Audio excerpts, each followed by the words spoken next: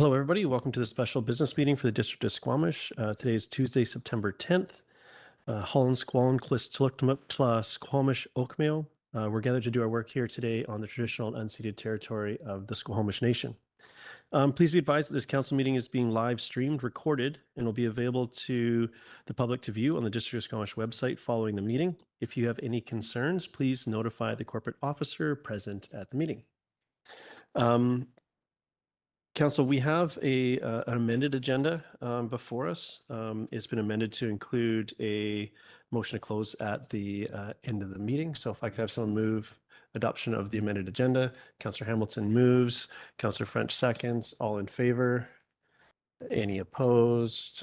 Motion carries. Thank you.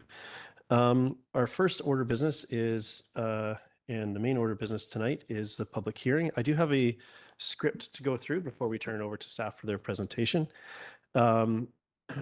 So this public hearing is being held pursuant to the Local Government Act requirements to allow the public to present and to provide submissions to council in respect to District of Squamish Official Community Plan, Bylaw number 2500-2017, Amendment Bylaw, specifically Schedule O, the Waterfront Landing Sub-Area Plan, and the District of Squamish Zoning Bylaw number 2200-2011, Amendment Bylaw, again, Waterfront Landing South. Everyone present will be given a reasonable opportunity to be heard. We want to ensure that no one is discouraged or prevented from making their views known, whether speaking in favor or against the proposed amendments. Therefore, I ask that members of the public maintain order and quiet during the hearing. Please do not applaud or interrupt any speech or action of members of council or any other person addressing council. Please ensure that your remarks are relevant to the matters contained in the proposed bylaw. This is not an opportunity for members of the public to have their questions answered by staff or by council. Any questions or points of clarification can be directed to staff by contacting the planning department. Council is here to listen and will not debate the merits of the proposed bylaw with the public or each other during the hearing. Members of council may ask clarifying questions following presentations. Please note that this public hearing is being recorded and web streamed live, and the recording will be posted on the district website. Media may be present, and the public can advise the media if they don't want their picture taken. Up to and as part of this public hearing, the public has opportunity to make submissions to council. If any submissions were received, they are available for review and have been included as part of the electronic agenda available on the district's website. So I'll now ask the planning department to outline what is proposed, and then we'll go to the public following that. So now I'll turn it over to staff to introduce themselves and take us through the presentation.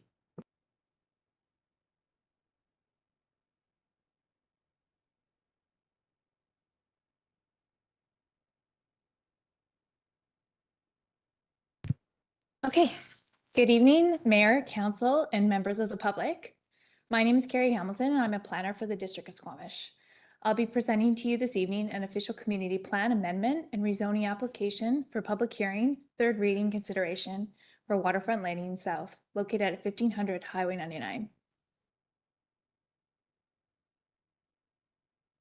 So for the purpose of public hearing, I'll be presenting a brief background on the project and history of the site, a general overview of key information pertaining to the application, a summary of the proposed sub-area plan changes, a summary of the zoning changes proposed to CD40, highlighting the community amenity contribution, or CAC for short, a summary of technical details regarding the application, including environment, traffic, and parking related topics, and new to council this evening, providing an overview of the proposed LDA land development agreement amendments, LDA for short, which are proposed changes to be made prior to adoption.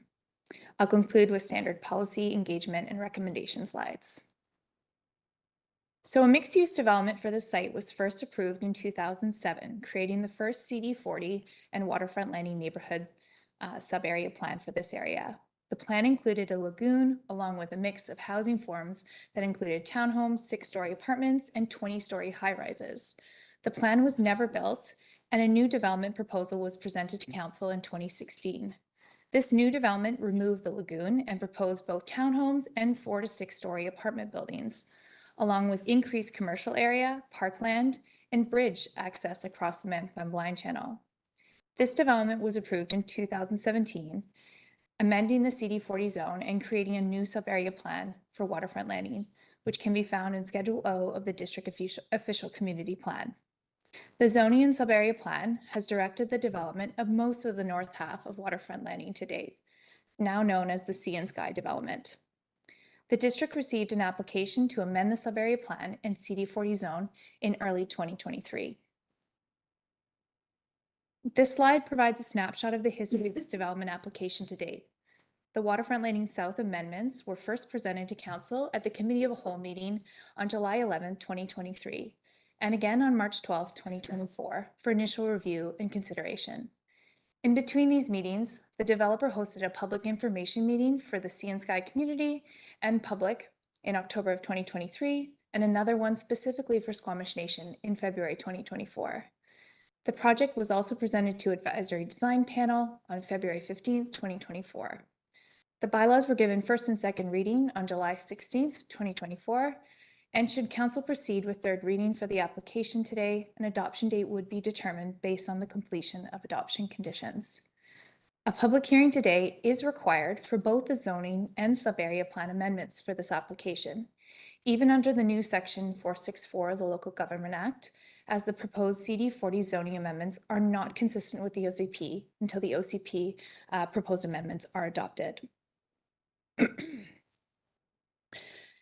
So after building most of the north half, the rationale for revisiting the master plan for Waterfront Landing South is to address some of the challenges faced in the north half while meeting today's needs of increased residential density. Some of the key changes proposed will help to maximize landscape areas, reduce road surface, and restore ecological elements of the site that are not proposed in the 2017 development plan. The theme of the proposal is to strengthen the connection between land, community, sky, and water.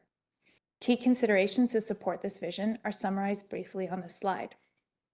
The connection to land is applied by strengthened restoration proposal of the bluff area, an overall increase in landscape area and open space, with a design to connect these areas with the bluff edge. Connection to community by providing larger key locations for community gathering instead of smaller park amenities provided within each phase, which activating these small spaces became challenging in the north phase. The proposal also increases the amount of affordable and market rental units, providing overall for the project, making up 60% of the overall increase in residential units. Connect to sky with building massing orientation considered to maximize solar exposure to public areas and preserve view channels of the water and surrounding mountains. Terracing and building setbacks proposed to help soften massing along Channel Road and the Memquem Blind Channel. Connection to water by removing the original approved infill that was proposed on the south end of the site and instead retaining the natural marine foreshore of the site. This overall reduces the land area on the lot and includes a significant habitat restoration to reconnect the bluff area with the cove. The South Park proposal includes a proposal for public non-motorized water access. So the changes to the south half are proposing a residential unit increase of 544 units for a total of 1,161 residential units to the south half. 60% of this increase will go towards dedicated rental housing and affordable housing units. The increase in units is predominantly achieved by removing the Strata Road townhouse form and creating apartment buildings with at-grade townhouse entrances off open space and reducing road frontages with shared underground parking garages. Although there are more units, given the change in housing form and bedroom mix, the residential density for the site remains under what was originally approved in 2017.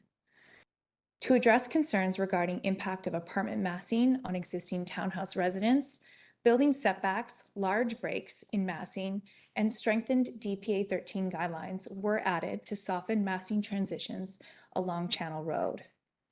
Building setbacks and 4-story massing regulations are also added to transition massing down towards the water's edge.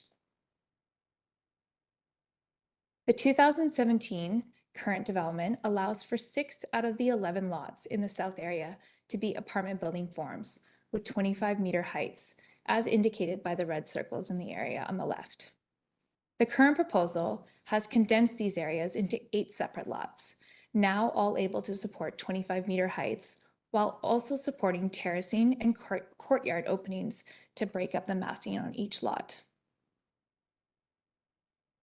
So the minimum secured commercial space for the south site in 2017 was 2,100 meters squared, with childcare area secured at only 186 meters squared. As part of this amendment, commercial area is proposed to increase for the site to 2,527 meters squared, strengthening the commercial delivery and activation of the South Park and plaza space. Dedicated childcare area is also increased to preserve the large childcare space currently under construction in the north site.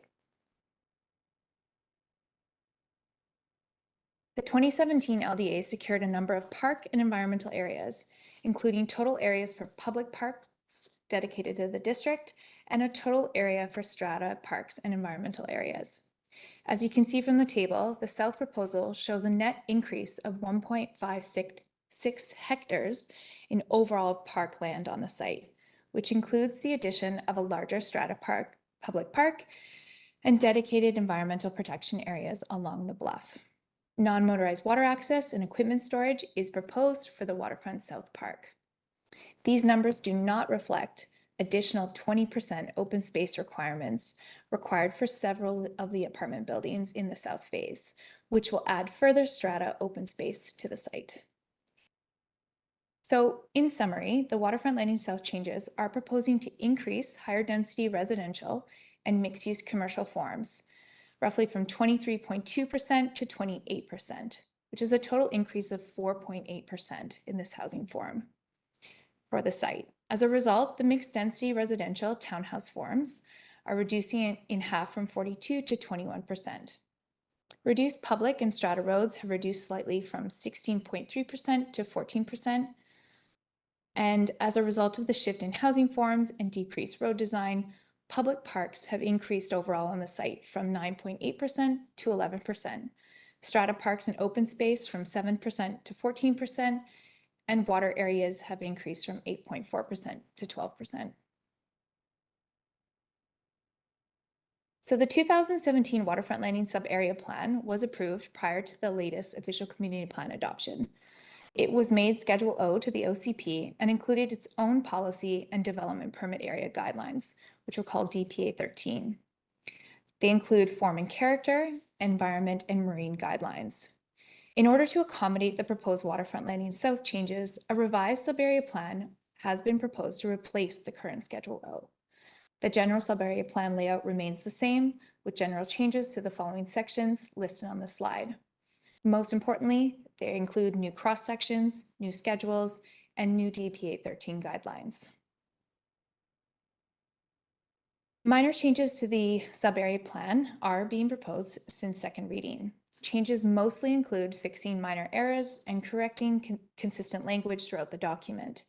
Changes also include council requested changes at second reading, including reference to early remediation work on the site, an addition of regional marine transportation policy, and the removal of gas from the policy language, with strengthened language to not support natural gas on the site.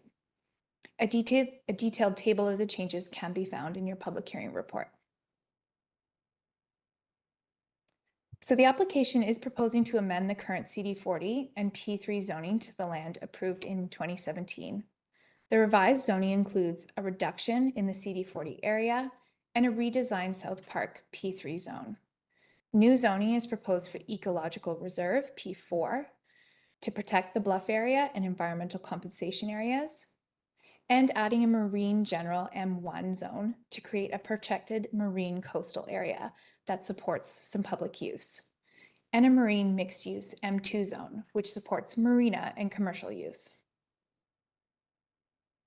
Amendments are also proposed to the CD40 zone to address the expansion of apartment use in the south site and the removal of environmental and marine uses from the zone, which are now addressed in those P4, M1, and M2 zones. Changes include the removal of live work, duplex, off-street parking, and loading uses. Townhouse uses have been added to all lots to encourage ground floor access and site activation. a new condition of use section which secures OCP policy around 3 bedrooms, affordable units, and adaptable units. Height has been adjusted to clarify grade and define tall buildings in alignment with the fire department's needs. Density has been reduced from an overall 3.0 FAR to specify specific densities and lot coverage for each lot. Setbacks for the north site remain the same, while the south site setbacks are now listed in a comprehensive site plan attached to the bylaw. A minor change has been noted in this setback section since second reading, which clarifies a reference to Schedule C instead of Schedule B. Marine use and natural area sections have been removed from CD40 as they are now addressed in the P4, M1, and M2 zones. Open space was previously listed under conditions of use, and it has been added as a separate section as per best practice and includes now standards on open space regulation for both private and common area open space. So CD40 2017 had secured parking in accordance with the general parking regulation in the zoning bylaw. Exceptions were made to reduce visitor parking requirements and ensure townhouse units had 2 spaces, regardless of bedroom form. The zone also secured a minimum of 200 on-street parking stalls and offered reductions in parking with an addition of a shared vehicle space. In the revised CD40 zone, parking for the north site has not been changed. A new parking table for the south site is included in the zone. Parking stalls per bedroom amounts have been proposed to decrease by 0.25 per bedroom type, and visitor parking reduced from 0.19 to 0.1, and on-street parking reduced from 200 overall to 149. This reduction is in correlation with the loss of road space on the site and includes 18 public parking stalls on private land. Shared vehicle parking provisions remain in the zone, but do not apply to the south site. Lastly, new schedules and plans have been attached to the CD40 zone. The application is proposing a CAC proposal, which is a community money contribution, in alignment with the district's CAC policy targets. No changes have been proposed since readings. In total, the proposal includes 25 affordable units, 301 market rental units, and over 13,000 square feet of indoor and outdoor dedicated childcare space, which meets the CAC policy targets and is exceeding the expected childcare demand for the community. Other amenities include $1 million contribution to public art, an increased habitat restoration, the addition of green links infrastructure, and a new nature-focused public strata park. There are a number of technical reports and details that have been under review throughout this application. Environment reports have been substantially approved for the project at this stage. DPA 1 and DPA 13 will be required at development permit stage of the project to review environmental conditions further. The sub-area plan now includes new policy and environmental cross-sections to strengthen the environmental commitments. They include references to green shores removed and strengthened through our already existing DPA 1 marine shoreline standards. And the south phase of development will include a 10-meter marine foreshore setback and restoration area, and a 13-meter riparian setback area for the bluff area and freshwater habitat on the site. Overall, this development incurs a net gain in marine and riparian habitat protection and restoration. Vehicle access and traffic concerns have been a topic of discussion throughout the review of this application and has been noted in a number of public comments. Despite having currently only one active official access to Waterfront landing, in the event of an emergency or road closure, there is currently an emergency access agreement and plan in place along Mill Road, as indicated by the red arrow. A future access to the site, as indicated by the yellow arrow, across the Laurelwood Pemberton Bridge, is a DCC-funded district-led project, currently anticipated and budgeted for a 2030 delivery. The development is expected to reach occupancy of Phase 8 by 2030, so supporting a total of 628 units on the south site, a difference of 110 units from what was originally approved in 2017. A traffic impact assessment report was updated to reflect the full build-out conditions by 2030, without the Laurelwood Bridge to rule out any bridge timing concerns and resulting impact to traffic. The report confirmed that a full build-out scenario would not result in overcapacity conditions at problematic intersections in 2030. The Ministry of Transportation and Infrastructure has reviewed these reports and have submitted written approval of the project as proposed, which was submitted to staff on August 9th, 2024. Official approval is still required prior to adoption. So a parking study was conducted for the current off-street and on-street parking capacity and was presented and reviewed at the March 12, 2024 CAL meeting. The study confirmed capacity concerns for the free on-street neighborhood public street parking during evening hours, as seen on the graph on the left, and included some parking solutions for consideration. Several public comments have also been received regarding parking concerns in relation to the current site needs and the impact of added density.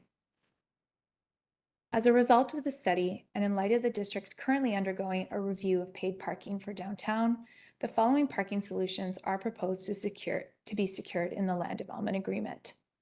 They include the installation of 2-hour signage prior to the bridge installation, opening, which allows for flexibility for longer residential use during weekends and evening hours, and implementing a paid parking model in the future at district discretion. Long-term parking in this area will be monitored as part of the downtown parking study area in future reviews and reports. So land development agreement changes are also required to address the proposed changes and secure additional amenities. A table in the report outlines general changes proposed to the existing LDA, which was approved by Council on September 5th, 2017. The amendments secure the updated amenities proposed as part of the revised sub-area plan and CD40 zone regulations. The amendments also secure important elements of the rezoning package and elements outlined within previous reports to Council, such as the community amenity contribution table, affordable and rental housing details, the parking plan, and a revised LDA will be provided to Council prior to consideration of bylaw adoption. So the OCP amendment and rezoning is supported within our official community plan policy through several policy objectives. In summary, the main ones being support for infill development in this particular area, preservation and restoration of environmental habitat, clustering housing density to increase open space and parkland, adding more affordable housing, encouraging activated and vibrant public space, and creation of more commercial space. The project is meeting 2 strategic plan areas, connected and livable community, by increasing more affordable housing, park area, and commitment to public art for the entire waterfront landing site, and prepared for the future by increased waterfront commercial to help create a net increase of employment lands and space, both on land and marine. The March 2024 application was reviewed by the Advisory Design Panel Committee, and the committee expressed general support for the project with the following considerations on securing areas for site permeability for mature tree growth, consider dedicated accessible housing units, off-leash dog park area, solar considerations, and keeping a sense of place while supporting variation in building design. ADP comments have been incorporated in the revised DPA 13 guidelines and revised rezoning package. So to inform the community per our policy, the application was posted to the district's development showcase and a development sign was posted on the site. As previously mentioned, a public information meeting was hosted by the developer in October 2023 and for Squamish Nation in February 2024. In total, 40+ comments have been received for the project and can be found in attachment 4, and I believe there are a few more that are with you this evening as well. So public hearing notices have been completed for the project in compliance with legislative procedures. So following the public hearing, Council may consider the following resolution, and that is to amend the bylaw for 2500-2017, Schedule O Waterfront Landing Sub-Area Plan to be number 2956/2023, be given 3rd reading. For the zoning bylaw amendment for Waterfront Landing South, be given 3rd reading, and that prior to adoption of both of those bylaws, that the following conditions be met. So that's the execution and registration of the land development agreement, It's also the approval from Ministry of Transportation and Infrastructure and registration by the applicant to amend their Section 219 covenant for the flood hazard, as well as their covenant for childcare space dedication. Alternatively, council may also consider providing further comment to staff to bring back at a later time.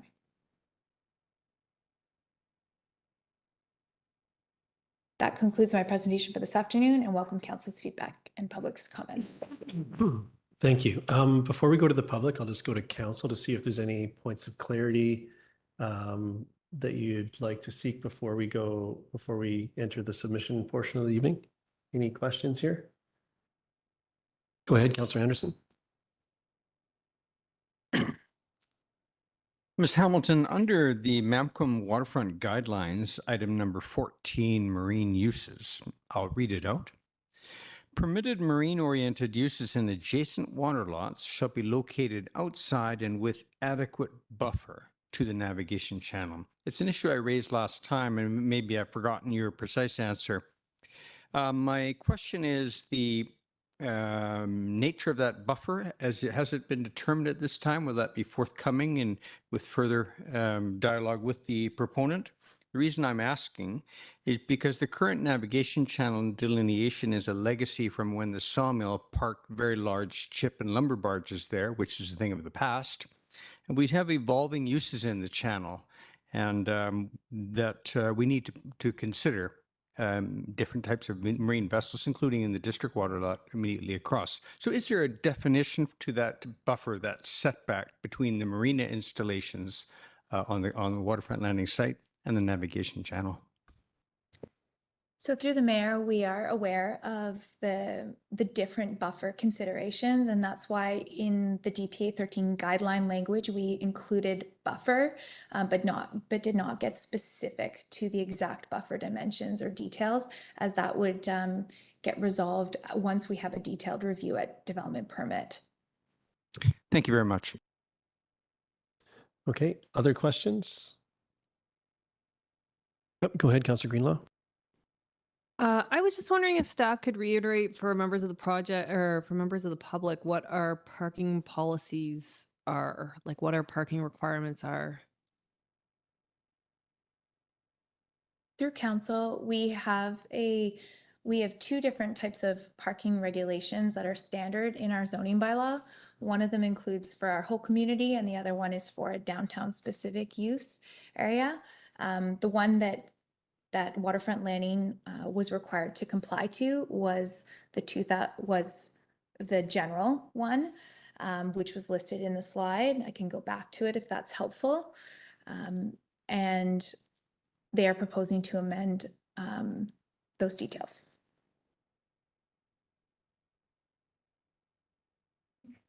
Okay, council, any other questions? Seeing none, I'll we hold a space for the Squamish and any Squamish Nation officials if they'd like to comment on the proposal. Let's put that call out now. I didn't see anybody here at this point. Yes. I was wondering if we can share that image for the parking amounts. Oh. There we go. To answer that question.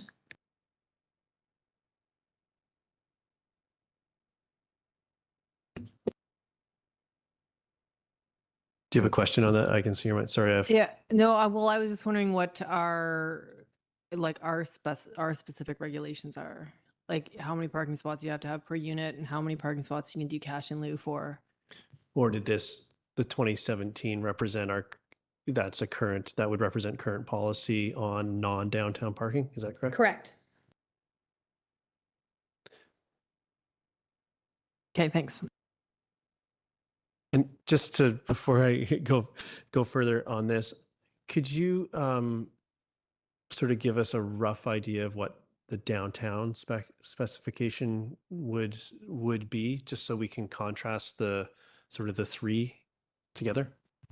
Certainly. So the downtown regulation allows for one stall per unit. It doesn't matter what type of bedroom. So you can have one stall for a 3-bedroom, a 2-bedroom, a 1-bedroom. It also doesn't have any requirement for visitor parking. And for commercial purposes, it allows for 2 stalls per 100 meters squared, but also allows for cash and lieu options as well. So you can buy out different stalls to a certain amount. Okay. I think that kind of gets at the category you're looking for, Councillor Greenlaw. Okay, sorry, I jumped the gun on going forward here. I didn't see any, oh, sorry, Councillor Penningham. Yeah, I appreciate the clarity on the current guidance on parking. If I'm understanding too, a lot of the guidance coming down from the province is to move towards parking maximums, whereas right now we're setting parking minimum requirements. Is that correct? Through the mayor, that is correct. The province is directing us to move towards parking maximums. We still maintain parking minimums. Okay, thank you for that. Last call, council, for questions on this round. Okay, go back. I didn't see anyone from the Squamish Nation identify themselves, so I'm going to move to now. I'll ask the proponent or the representative to comment, and after that, we'll move to the public. Is there? Oh, yeah, go ahead. So approach the podium and please start by introducing yourself. Sure. Thank you so much. Can you hear me okay? Great. Good evening, Mayor and Council. My name is Lucas Barabee, and on behalf of the applicant team, Bosa Properties and Kingswood Properties, I really appreciate the opportunity to speak tonight in support of our proposed OCP and zoning amendment for Waterfront Landing South, known more commonly as Sea and Sky. The proposal being considered this evening is the result of more than 30 months of collaboration between council, staff, the community, and of course the applicant team. The revised vision for the south half of Waterfront Landing builds on the core principles and values of the 2017 sub-area plan while responding to the district's future housing needs and growth-related OCP objectives. It's no secret that Squamish is one of the fastest growing communities in the province and needs more varied forms of housing across the entire continuum. With a total of 1,060 new homes proposed, Waterfront Landing South represents a significant addition of supply that will help the district meet the targets outlined in the 2023 Housing Needs Report. Further, of the 540 homes above those currently approved, 326 or 60% are rental, which, if approved, will help address the district's extremely low vacancy rate, currently under 1%. Further, 25 of the proposed rental homes are below market, exceeding the district's current CAC targets. In response to council's previous comments and the district's needs, the majority of these rental homes, approximately 230, will be delivered in phase 6 at the front end of the future south phases. Ultimately, the increased and varied housing options proposed will expand the accessibility of living and working in the district. In addition to the much needed housing, the proposal will deliver additional community amenities, including an expanded network of parks and trails, 6,600 square feet of childcare space, providing spots for approximately 50 kids in perpetuity, which I know are very needed in the district, and $1 million for multiple public art pieces that will honor both the First Nations and industrial heritage of Waterfront Landing. From an environmental and sustainability perspective, the application proposes to restore, enhance, and protect both the southern foreshore and southern site boundary at the base of the bluff, creating an ecological corridor and restoring freshwater flow to the Mampquem Channel. As Squamish continues to transition from vehicle dependency to a more compact, pedestrian-friendly municipality, I understand that there may be temporary challenges and growing pains. I know that several current Sea and Sky residents are here tonight to voice their concerns around the on-street parking supply in the neighborhood. I respect their passion for the community, and I'm certainly not here to contest the lived experience. Squamish is a unique place with unique needs, and we're sympathetic to the parking challenges that some residents with multiple vehicles are currently facing. Based on the extensive work and analysis completed by our transportation engineers, the situation is anticipated to improve as future phases and amenities are completed. Firstly, the pedestrian bridge, currently under construction and targeted for completion by the end of this year, will provide a long-awaited direct connection to downtown shops and services. Phases 3B and 3C, to be completed later this fall, will provide an additional 60 surface stalls that will be accessible to the community after regular business hours. These professionally managed parking stalls will offer additional supply to community visitors, particularly during the evenings when the on-street supply is most pressured. Lastly, 100% of the parking supply for future phases will be provided in structured parkades, necessitating that the provided parking will be used for vehicle storage as it is intended to be used. On behalf of the applicant, I'd like to thank staff for all of their hard work, council for your detailed comments in previous meetings and readings, and the community for their ongoing interest and commitment to making Squamish livable and vibrant. In particular, the Downtown BIA, Squamish Chamber, and Squamish Trail Society were very generous with their time to engage on this project and have subsequently submitted letters of support for the revised proposal. In the 7 years since the current sub-area plan was enacted, Waterfront Landing has evolved from a vacant post-industrial site into a thriving community with passionate residents. This fall, the community will continue to grow with the addition of 195 rental homes and almost 25,000 square feet of commercial space in phases 3B and 3C, including a much-needed 12,000 square foot childcare facility. Boasting Kingswood Properties are excited to continue working with council, staff, and the community to build the south half of Waterfront Landing into a compact, livable, and inclusive neighborhood connected to the waterfront and surrounding natural environment. Thank you so much for your time. Okay, thank you. Yeah, you're good. Thank you. So now I'll go to the public. So each speaker will have up to 3 minutes to address council. I'll first call on speakers participating in person, and I'll get you to raise your hand and wait to be recognized, and then I'll get you to approach the podium. Details on how to participate by telephone or via the WebEx platform are available on the district's website. There is a moderator online who will communicate with people participating there. So how this will work for those of you that haven't been to attended one of these before is use your 3 minutes to address council on the issues we're being asked to make a decision on, and then after that, after we go through a few submissions, we'll pause, and if council wants to pick up any of the sort of the threads and wants to get some clarity on any of the questions that were posed or any of the feedback that we've heard, council will do that at that time. So we'll go to the public for a few submissions, and then we'll come back around to council to see if there's any points of clarity or any information we'd like to get from staff based on what we've heard. But everybody that wishes to speak will have opportunity to speak. So when I say so we're here until we've heard from everybody. So there's no need to concern yourself that we only have 10 spots or anything like that. So so to get us started, who would like to get us started here and make a submission to council?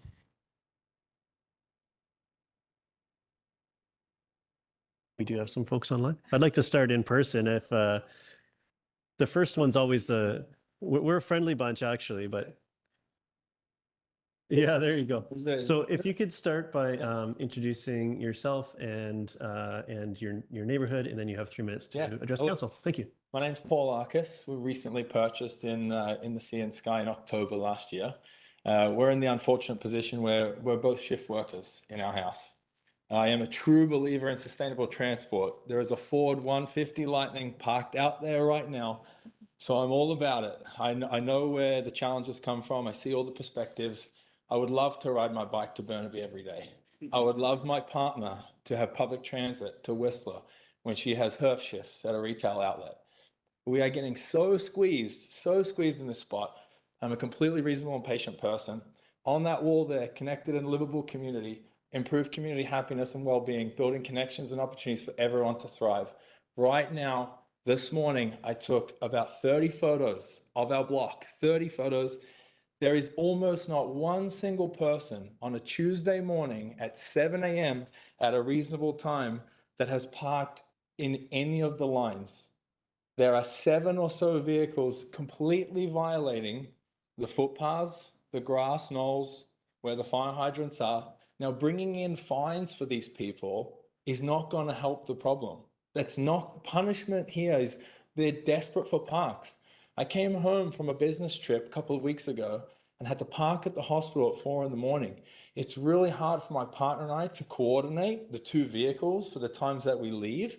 On top of that, trying to park a truck that's necessary for my work into those spots in our buildings that we call garages. It's implied that we're using our garages for our toys. A couple of mountain bikes and some bins, I still can't get my vehicle in. And then when I come home from a film industry shift and we're looking at, okay, how do we balance this out? How do I call her? Do I wake her up? Do I park my truck in the street to shift this? This happens all the time. It's lived experience for us here every week, in and out.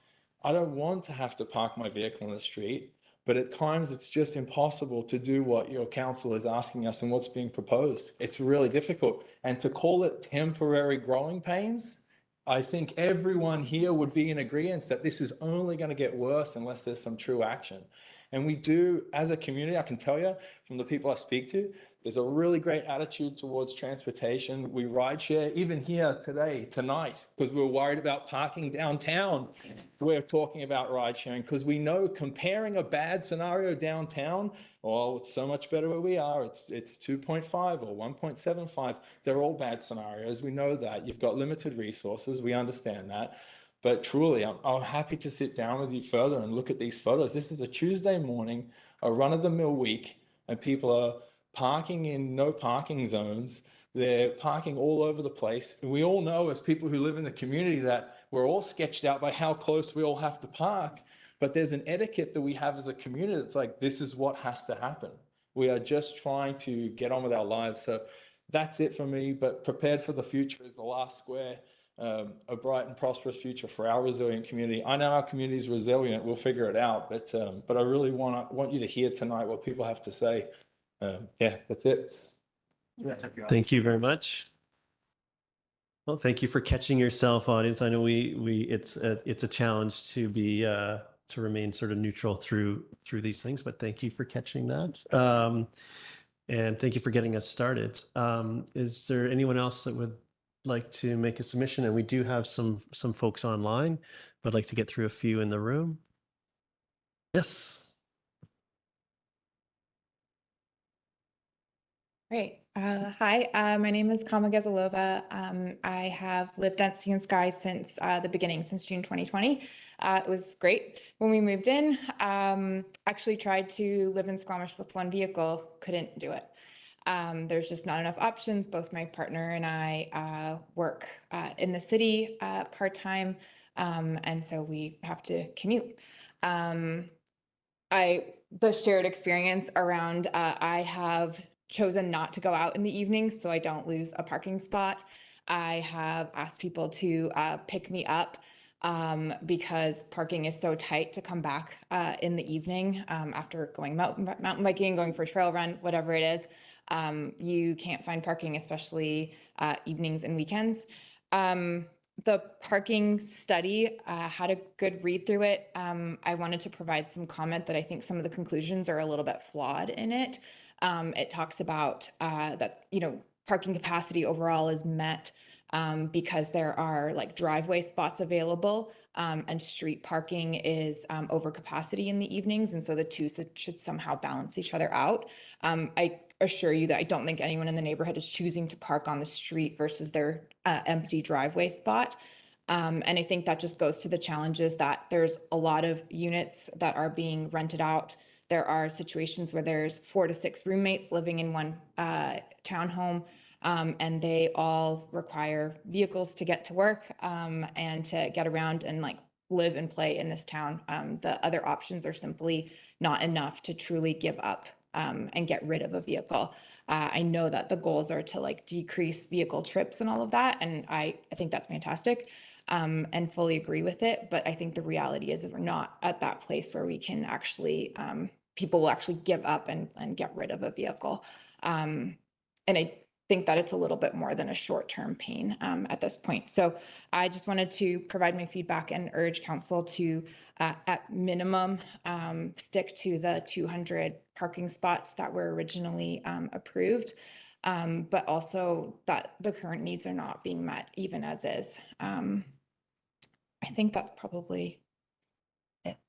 Thank you for your time.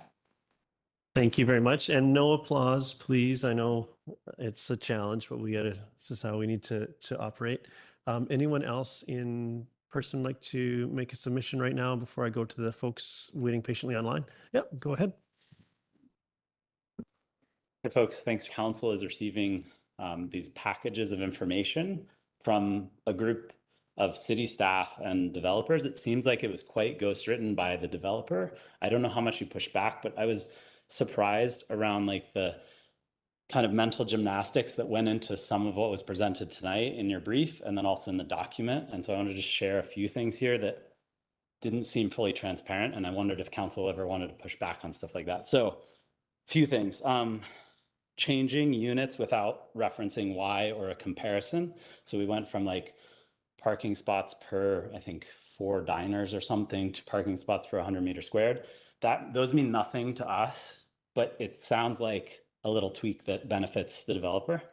Other ones would be somehow we're not increasing the density, but you've claimed that like we have less land area, which is great for the marine space, and we have many more occupants. So I'm not sure how we're not increasing density, right? Like there's some wordsmithing going on, and I get that it's all like positive language, but I think we also want to be real and accept what our future is going to be. Another example would be that this infrastructure study was done, and the infrastructure seems sufficient in 2030 with the bridge that's going in. But I want to just remind folks, these people don't need reminding, but you guys might. If there's one thing Squamish knows how to do, it's not build a bridge. So let's like build our plan, assuming that that bridge is not going in, and then once the road bridge goes in, then maybe we'll build more units, right?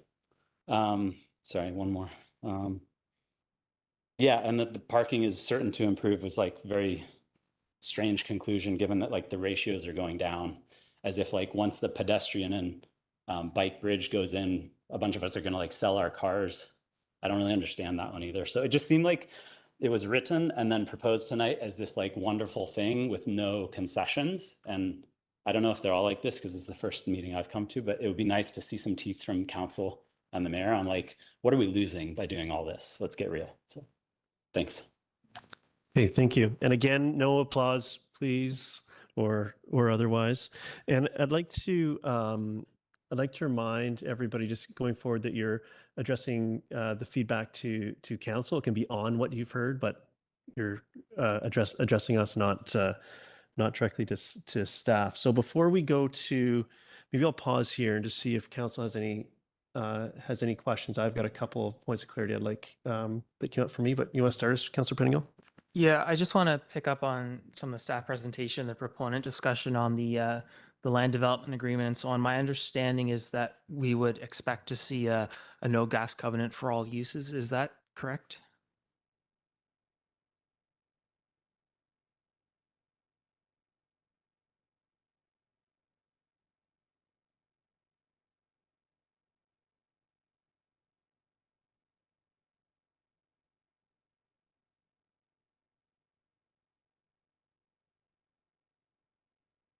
And just for clarity, not necessarily tonight, but when an LDA comes forward.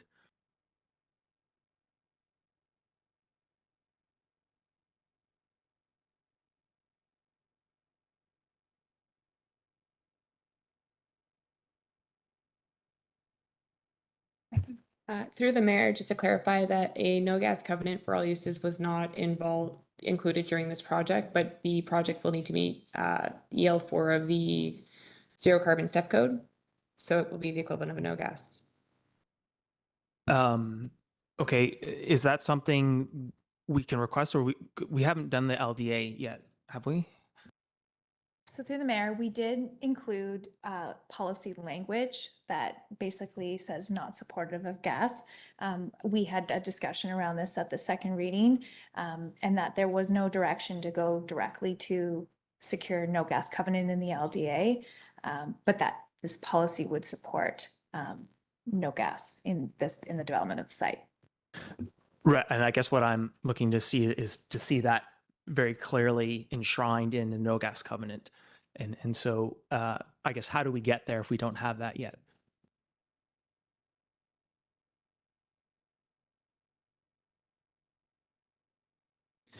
I'll take the answer to this question, but I want to keep it to things that are coming up from submissions we've heard as we move forward here. I haven't just to try to keep Yeah, it if focused this through the night. CAC is coming, changing the LDA and so on, so I want to make sure this is captured as well. Certainly. So through the mayor, if this is something that council would like to see reviewed, we could consider add that as part of the LDA amendment changes. Okay, thank you. And then related to that, and I appreciate the change to the policy language, I just want to make sure that if we are discouraging gas use and so on, that something like our subdivision and control bylaw aren't going to force a developer to put in gas service where there's actually no gas service allowed in buildings. And so I guess it's a question, is this policy language sufficient to remove the obligation to put in gas servicing on the proponents? I understand the utility may do otherwise, but do we need to do other policy work at all to sort of close the loop, or is what we have in this policy document sufficient? I can address that. Dave Merrow, Director of Major Projects, through the mayor. Just to clarify one question that you had regarding the subdivision and development control bylaw.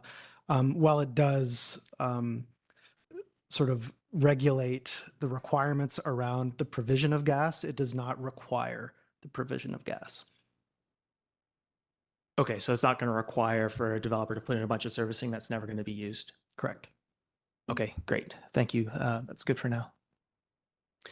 Okay, I just wanted to get clarity on a couple points. When we had a submission from the proponent talking about the additional spots that are to come online soon, I believe the number was it 60 spots was the number or something like that.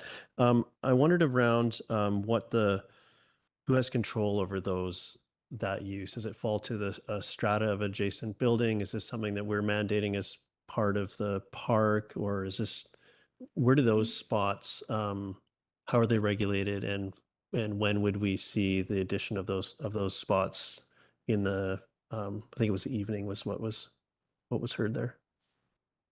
Can you speak to that? Could you clarify what spots you're referring to? The proponent mentioned 60 new spots coming online that'd be available in the evening, and I just wondered where those were, who had control over them, as far as this is something that the public is guaranteed access to, or is this at the will of a strata council? Or are they secured sort of in perpetuity? Certainly. So the proponent is probably speaking towards the phase 3, which is the C and B buildings that are currently apartment buildings that are currently under construction on the Waterfront Landing site. There are a number of parking stalls that meet the bylaw that for the residential uses, but there is also 60 stalls that are for commercial visitor and additional stalls, including 8 stalls for our public parking for our park on the surface lot of that site. They are privately owned, they are privately managed. And I believe the proponent is looking at different ways to regulate that parking of that to potentially help alleviate some of the challenges with the parking that's currently faced on the site right now through some kind of paid parking model that could offer residential options. Okay, thank you. And could you speak to the calculation of commercial parking spots and the change in that language? Is this actually a change in the net spots available, or is this a modernization of language, or how do we arrive at what's appropriate for 100 meters of commercial space?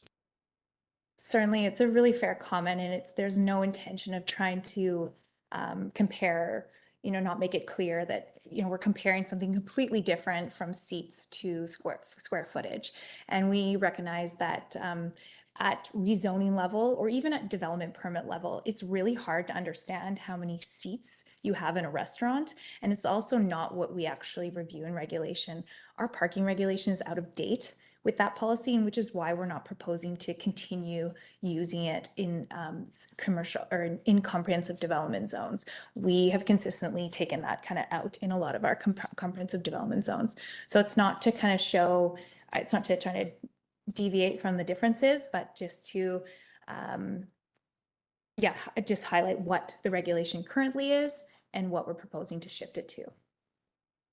Okay, I think when that feels appropriate to me, given the we don't know necessarily what the a commercial space in any development is going to be used for until there's a tenant secured, which is way down the line from where we are today. So I just wanted to highlight that. Then the last piece, it was covered in the presentation, but I just want to make sure that I got it right. And maybe, I don't know if the answers includes just that slide again, but the Ministry of Transportation, the province needs to sort of provide comment and ultimately approve of any developments within, how close is it to the highway? 400 meters, so 800 meters of the highway, which in Squamish is almost the entire community. So when that consultation happened, can you remind me what they said about the bridge? I think we all would like the bridge. I don't think there's any debate about that. But what was the feedback regarding specifically the capacity of what's there without the bridge from their perspective?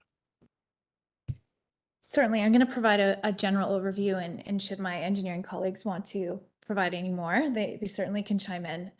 So as this public might not know, but there have been several meetings where we've discussed with council about ongoing conversations with the Ministry of Transportation on this project. So initially, when we sent out the referral, they had sent comments back to us with some concern around the bridge timing and the increase in density, and wanting to tie the increased density to the delivery of that bridge.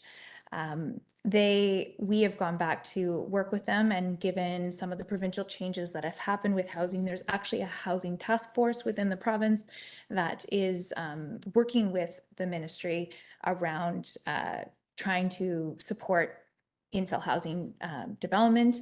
And this has actually had them re-review this report and this review. We've also had the consultant for the proponent has also provided an updated transportation impact assessment, which addressed several of staff's and the ministry's concerns and comments. So they kind of redid another study to address that concern, which is what I spoke to this evening, which was around the fact that should 2030 come around and the development is in full development, so not just up to phase 8, the full development is in play, that there are no impact, or there's no intersection, I believe. Well, I don't know the exact terminology there, but that there was no challenge or issues with capacity of our major intersections with the full build out should the bridge not get built by 2030. So that was the concern element. And since that report was done, the Ministry of Transportation has come back to approve the project as proposed. Okay, and then just one more. We'll go back to the public. We'll go to our online folks. Just as a heads up, you're on deck. But the question there would be then, these things happen in phases, as the first portion of this development has. What is that sort of most aggressive timeline for the phasing? Like, is a 2030 build out, realistic, or is this something that is considered to be a much longer game plan to get to a finished state? As has been proposed, they're proposing that they would be delivering phase 8 by 2030, so that they wouldn't be at the full build out by 2030. Okay, thank you for that. Okay, I'm going to go online and we'll run through a few online folks, and we'll come back to folks that have joined us here this evening. I've got Alyssa.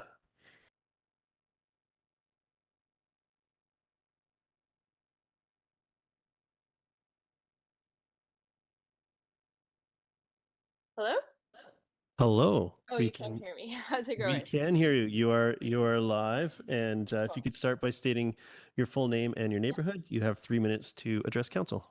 Yes, thank you. My name's Alyssa Noel, and we live in the Sea and Sky neighborhood. We're on Halyard, right across from the development site.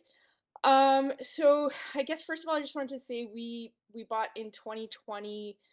My husband is a planner from another district, so we looked very carefully at the plans that council approved. And across the street from us was to be townhouses with a height no higher than our townhouse. So we thought, great, this is perfect. Like, we're comfortable with that. It's, always kind of scary buying pre-sale, but we felt pretty assured we knew what we were getting.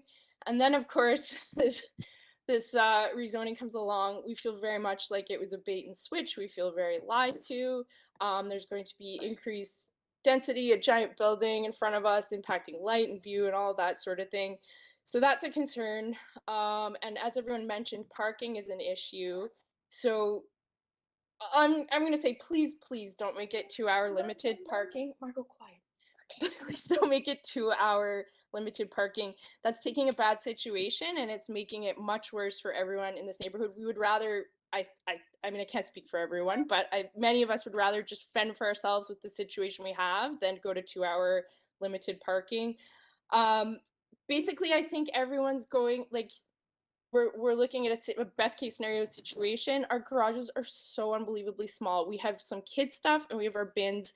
We can barely get a car in there. I don't think we can open both sides to get 2 kids out. Like, it is just not realistic to go down to 1 car. My husband commutes. I have to drive across town to drop kids at daycare. Like, I'm not going to schlep a 3-year-old and a 1-year-old across town on a bus, come back downtown, do it all again. Like, that's just not realistic. Just please don't operate under this like great theory. Like, I want to be green, I love all that too, but it's just not practical for where we're at in Squamish right now. And yeah, I guess that's all I have to say. Thank you very much for your submission. Next on the list, I've got Dan Sims. So can everyone hear me? he's also joining us online, so we'll give him a second to get connected here. Hello, Mayor and Council. Can you hear me? Hi, Dan. You're coming off a little quiet. I think we're just going to make some adjustments here. Well, you want to try that again? Hello, everyone. Can you hear me? Yes. Go ahead. You've got 3 minutes to address council. My name's Dan Sims. I also live in the Sea and Sky community in the North Half. Moved here in 2023, so relatively new. I'm a geotechnical engineer and I have worked on this project under previous employment. And through that experience, I was exposed to all the challenges that the developers have these days to put together a community such as this. I think what they've proposed is much improved, and I am in support of it. I think overall, we need more density. The cost of living is just going up. We need more childcare. I think the proposal is better from an environmental perspective. I think I do have a few concerns about the proposed bridge, mostly related to when the oceanfront development sort of starts building out, and just the fact that there's going to be a lot of cars coming through that route. That being said, and I also feel for the initial phase residents who I think have been more impacted from the parking situation and by the changes. And in my situation, I'm less impacted, and in our experience, the parking hasn't been too bad, but I think that might have just been addressed in the later phases. But yeah, overall, I'm in support. I think it's taken a lot of work to get to this point. Like I mentioned, there's flooding risks, there's earthquake risks, there's environmental challenges. It's very difficult to put something together that that doesn't have an impact on somebody. And I think the trade-offs have been quite good. And I think there'd be a net benefit to the greater community, particularly small businesses across the channel. There's the park space itself by itself is going to be amazing. So yeah, I think that's all. Thank you. Thanks for the opportunity. Thank you for your submission. Next, we'll go to another online caller, Alex Sandoval. If I got that right, Alex, we'll give you a second to get up and running, and then you can introduce yourself and you'll have 3 minutes to address council. Good evening, Council and Mayor. Can you hear me? Yep, we can hear you. Go ahead. Great. Thanks, everyone. My name is Alex Sandoval. I'm a resident owner in the Sea and Sky community. I currently live on phase 2 of the development, and I really appreciate the opportunity to participate and contribute to the discussion around the proposal for this south phase of the master plan. I'm an architect and urban planner by profession, and I currently work as the Senior Manager of Facilities Development at TransLink, the Transportation Authority of Metro Vancouver. I'm excited to see Squamish in our community continue to grow, and now with the construction finally happening of the new pedestrian bridge, we'll be connected to downtown Squamish, bringing us really one step closer to completing that vision of a compact and well-integrated community supportive of a mix of land uses and prioritizing active forms of transportation. Currently, our community is highly dependent on personal vehicles, and that is really a reflection of today's condition, where a lot of us have to commute to work outside of the city and have limited regional transportation options. However, I expect this to change over time as the Squamish 2040 vision brings a more diverse land use base, a stronger local economy, and increasing transportation options, prioritizing active modes as part of the long-range goals and objectives established in the OCP and transportation plans. As you've heard from many of my neighbors, there is generally a sentiment that parking supply is an issue in our community. Unfortunately, the form of housing we currently have with townhouses, with independent parking garages integrated as part of the townhouse, is conducive to repurposing this space for storage, for hobbies, and other uses other than its original intended use. This new form of development that the proponent is putting together will be typical structured parkade, which will be used entirely for parking vehicles, not storage, which should alleviate some of the issues noted by the community. Perhaps transportation and parking demand management tools should also be considered, as well as investing in and promoting better local service transit and partnering with regional agencies to provide better and more frequent regional transportation options. More so, I just want to flag that this development will be completed in 8 to 9 different phases. It took the developer 5+ years to complete the initial 3 phases of the master plan. So if we extrapolate, the remaining 6 phases should take roughly 10 to 15 years to complete. So this change won't happen overnight. The impacts won't be felt overnight. And the decisions that we're making today will have lasting impacts in future generations of Squamishers. There is a reason why we have long-range plans, guiding growth and development plans for the South half, aligned with the vision and goals established in the OCP. As a member of this community and as a neighbor, I am in favor of the current proposal that has been put forward by the proponent and reviewed by city staff. I believe in a future where Squamish transitions from its suburban car-dependent origins to a more connected, compact, and urban municipality. Again, thank you for the opportunity to participate and look forward to welcoming new neighbors and see this vision realized. Thanks. Thank you very much for your submission. We're going to go to one more online caller, which is listed as call-in user, quotes. So I'll need you to identify yourself, and then we'll go back to the folks that have joined us here this evening to see if there's any other submissions.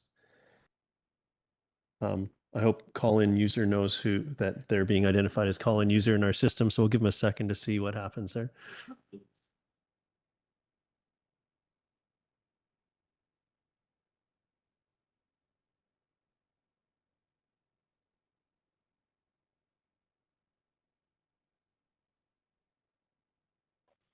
Hello, we can hear you. Go ahead.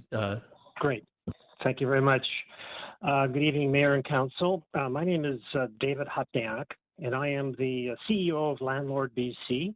I'm calling from Vancouver this evening. Landlord BC is the professional industry association representing owners and managers of rental housing in British Columbia. And our mandate is to support a balanced and healthy rental housing market with an emphasis on private sector solutions.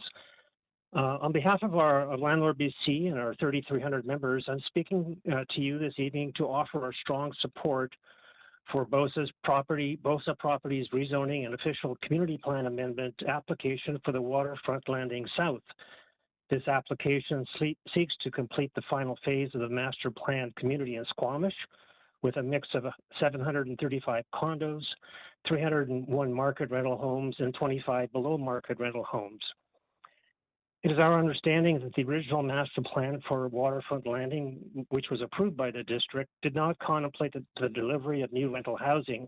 The revised scheme, which includes a significant contribution of rental and below market rental, is a welcome shift that will be better serve the long-term needs of Squamish, which is a diverse and rapidly growing community. It is our long-held view that secure, purpose-built rental housing is a community amenity and ultimately the most accessible form of housing for British Columbians. We are in urgent need of more housing throughout BC, which is why Landlord BC has been and continues to collaborate with partners and like-minded stakeholders to encourage all levels of government to unlock more rental homes so everyone in our province can have a safe, secure, and stable place to call home. Squamish has had a persistently low vacancy rate for decades. According to the latest Canada Mortgage and Housing Rental Market Report, Squamish had a vacancy rate of 0.0% in 2023.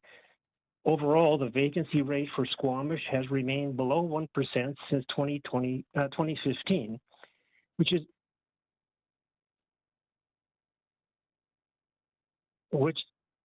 okay, some interruption here, which is really difficult to fathom when one considers that a healthy vacancy rate is considered to be around 3%. The critical need for unlimited supply of vacant units creates significant barriers for those looking for any type of rental housing in Squamish, regardless of income. By moving toward a healthier vacancy rate, tenants will have a sufficient options available to them, and rent rates will be held at reasonable levels that do not impact housing affordability. Although the province and municipalities are advancing policy drivers and incentives to encourage increased investment in rental housing, new rental housing starts are not keeping pace with increased demand pressures caused mainly by historically dearth of new supply. The 300 plus secured rental homes that are proposed for the undeveloped lands at the Waterfront landing property will alleviate some of this pressure and support a healthier rental market in Squamish. We strongly encourage Council to approve this application tonight, and I thank you for your serious consideration and time. Thank you. Thank you for your submission. So I'm going to go back to folks in the room for a couple more submissions, and we'll check in with Council to see if they need any points of clarity. Oh yes, go ahead. I wasn't sure if you were leaving us or if you were making your way to the podium. So yes. Good evening, Mayor and Council. Thank you for giving us the opportunity to come as a community to show you how passionate we are about wanting to resolve this as a community and also being realistic. I think on paper, it looks fantastic. The proposal looks super doable if we're talking about, 2040, but we're talking about today. We're talking about today where I'm seeing neighbors literally circle around and around and around looking for parking at all times of the day and night. Even some of them, as you've heard, parking in the hospital, which obviously is not a solution we can support. I'm a single home renter. I'm totally support having accessible rental properties, which I know will hopefully bring down the cost of rent. So we're not paying upwards of $5,000 a month for a 2-bedroom townhouse, where parking would be potentially, from what I'm hearing, extra. So I don't have a problem with the higher density, but we cannot ignore the parking issue, which is our real issue now. The situation in my home is I have one vehicle, so I'm not dealing with a lot of the issues that my neighbors are, but I hear and I see their frustrations. However, I do have a child, a young adult child who wants to buy a car, and I'm a clear no, because you're not going to have anywhere to park it. So guess what? He went out tonight with the car, which is what he does, and I got a ride with my neighbors. And I can do that, but this idea of not having or reducing the amount of access to cars in our community doesn't work. I work for the school board. I consult to the highest needs, low incidence kids. I go to Pemberton. I go to Whitewater Creek. I go to Whistler. I need a vehicle. And one day, I'm praying that I will potentially have a partner, and he will likely have a vehicle. And we have to then look at if it's even sustainable for us to stay at Sea and Sky, a community that I really adore. We have a beautiful community. There's many great things about this community, but the parking, especially since phase 3 opened up just a few months ago, the parking has become an issue. And then I'm hearing the other phases coming. I'm hearing about the apartment building coming and potentially 60 additional spots. Well, who do you think is going to get to those spots? It's not going to be us. It's going to be the people in the apartment buildings if there are available spots. So I think we really need to consider what is the parking issue that we have right now. And as more units open up in the next couple of months to years, it's just going to get more difficult. And to be honest, it's creating tension in the community. And it's a beautiful community. We don't need tension. Thank you for your time. And thank you. Before you leave us, usually at the beginning we ask that you introduce yourself. So if you could share your Did name. you do that? We missed that so part. Sorry. That's okay. That's okay. Remember me, I'm Diana Lockett.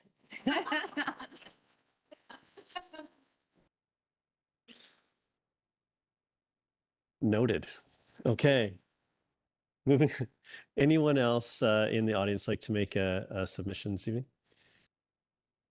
Hello, Council, Mayor. You can't forget me. My name is Patrick Masso. I've been living in the community for 18 months now. It's been awesome. I really appreciate the opportunity to speak to you all today. Everyone's talked about parking, so I will not belabor that point, but the parking study that was done, 28 pages, quite riveting. The details do matter there. It was a 2-day snapshot done around the Thanksgiving weekend of last year. I believe it was completed over 3 days. Ultimately, the graphs and charts that were presented don't reflect reality, as you've heard here today through many, many people. One thing that was interesting is they included the presentation center parking lot supply, but also noted in the amendment that they acknowledge that we can't park there. So there's an additional 21 units, which I think should be explored there. Furthermore, it hasn't been discussed yet, but I do have questions around the amenity center as well. When it was approved in 2017, it was approved for the current plan and the current number of people. Now that we're increasing that by 441 units, many, many more people, how is that going to impact the community's use of the amenity center? And I hope and trust that there are amenities being built within the new zone that we've been discussing here as well. The final thing I do want to highlight as well is affordable housing. Under the CAC, I think it's awesome that we have 25 affordable housing units being built. I think it should be a lot more. We just heard how expensive it is to rent here in Squamish. Those 301 market rental units, when they come online, who knows how expensive they are? Who knows if the people that they're supposed to serve can actually afford it? Shift workers, what have you. And I read in a different report a number of months ago that those 25 units were actually in the last building being built. So in 2030, which won't really help address the big issue that we have today. So council members, mayor, if you can, please consider having those affordable units as part of the first buildings if this does get approved. And ultimately, you've heard the parking challenges. The parking study that was done, quite biased. And if you want to read through it, you'll get a sense for it. But ultimately, amenities, parking is an issue, and affordable housing. I think there should be more, given the fact that the developer will, in fact, profit more off these increased units, and in fact, hopefully have them built sooner rather than later. So thank you so much. Thank you for your submission. We will do one. We'll do one more from the room, and then I'll go to council, and then we'll go back online. If there is anyone, is there anyone who'd like to make a submission? Yep, go ahead. Oh, you got. This is the Canadian standoff. No, after you. So yeah, thank you. Spencer Fitchin, Garibaldi Highlands. Parking seems to be the subject, so I'll have one comment on that. A gentleman had offered previously that the change in units did appear odd, and it did catch my attention as well. But if we figure 100 square meters, call it this, and they said originally it was 1 parking stall per 4 people at a table, and the new one was 2 people per 100 square meters or 2 cars per 100 square meters. Think of how many tables of 4 you can put into here. And that tells you what a reduction that is for the restaurant space alone. So just one thing about the unit change that I think should be looked at a little bit more clearly. Another thing on parking would be 1996, House Hunting and Brewing Company was built with all sorts of parking, a parking lot, and underground parking, and a restaurant, pub, 3 meeting rooms, 20 units.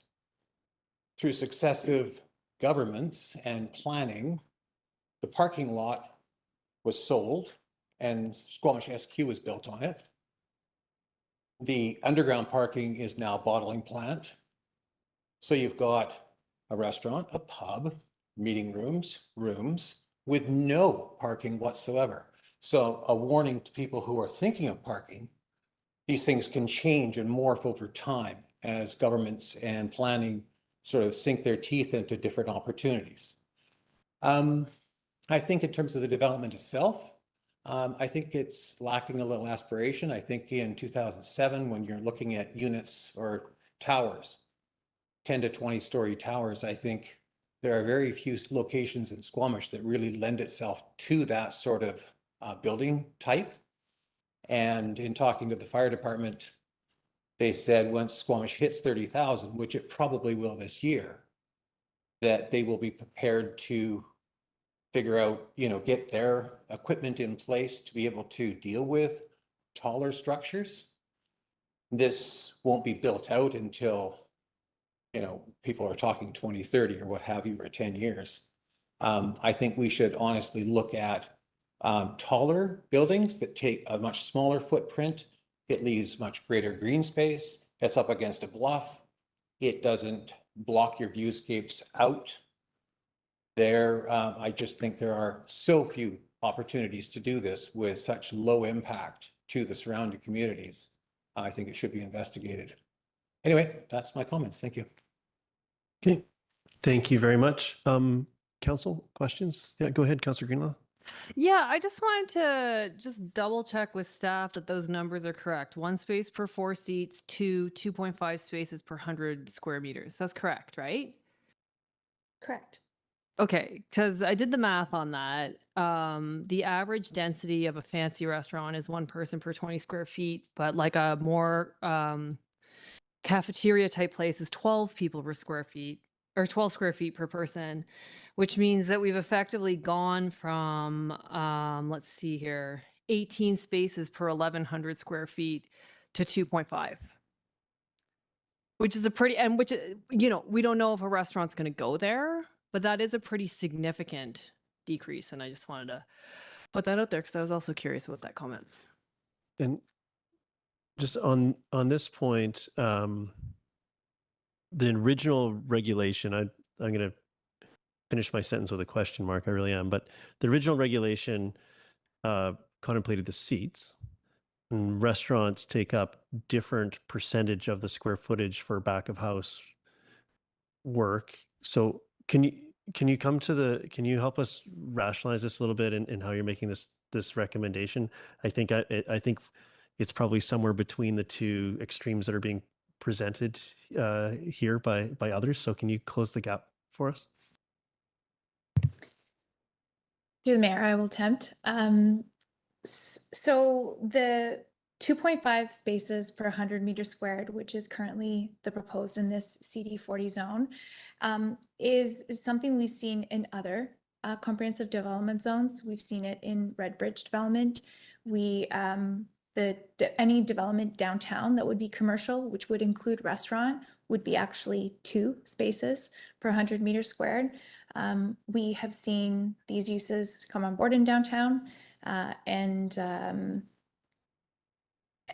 the intention with this regulation to decrease it to 2.5 spaces is to make it so that staff can actually apply it and review it at development permit. You typically cannot ask for the interior space of a restaurant at development permit, so we don't really have a lot of teeth to regulate that accurately. And so this provides us more accurate a regulation to apply that. And we're proposing it because it is consistent and actually exceeds some of the downtown stuff that we're already seeing. Okay, thank you. And it's based on the entire square foot of a unit. So if just use 50% of the unit is back of house, then but it's on the entirety of the unit. Yeah, to clarify, it would include a kitchen, it would include the back house storage area, all of those components. Okay, thank you. Are you good for now, Councillor Greenlaw? Yeah, Councillor Pettingill, do you have a question? Yeah, a couple. So there's been some discussion tonight and a lot more in correspondence and conversations I've had about the potential of 2-hour parking restrictions on public on-street parking. As I understand, in what's before us today is an expectation that the developer would support with infrastructure, any parking management regulations we decide to enact in the future. But at this point, although there's been thoughts and discussion about 2-hour parking, we are not enshrining or ruling in or out that specific solution at this point. If we approve what's before us, is that correct?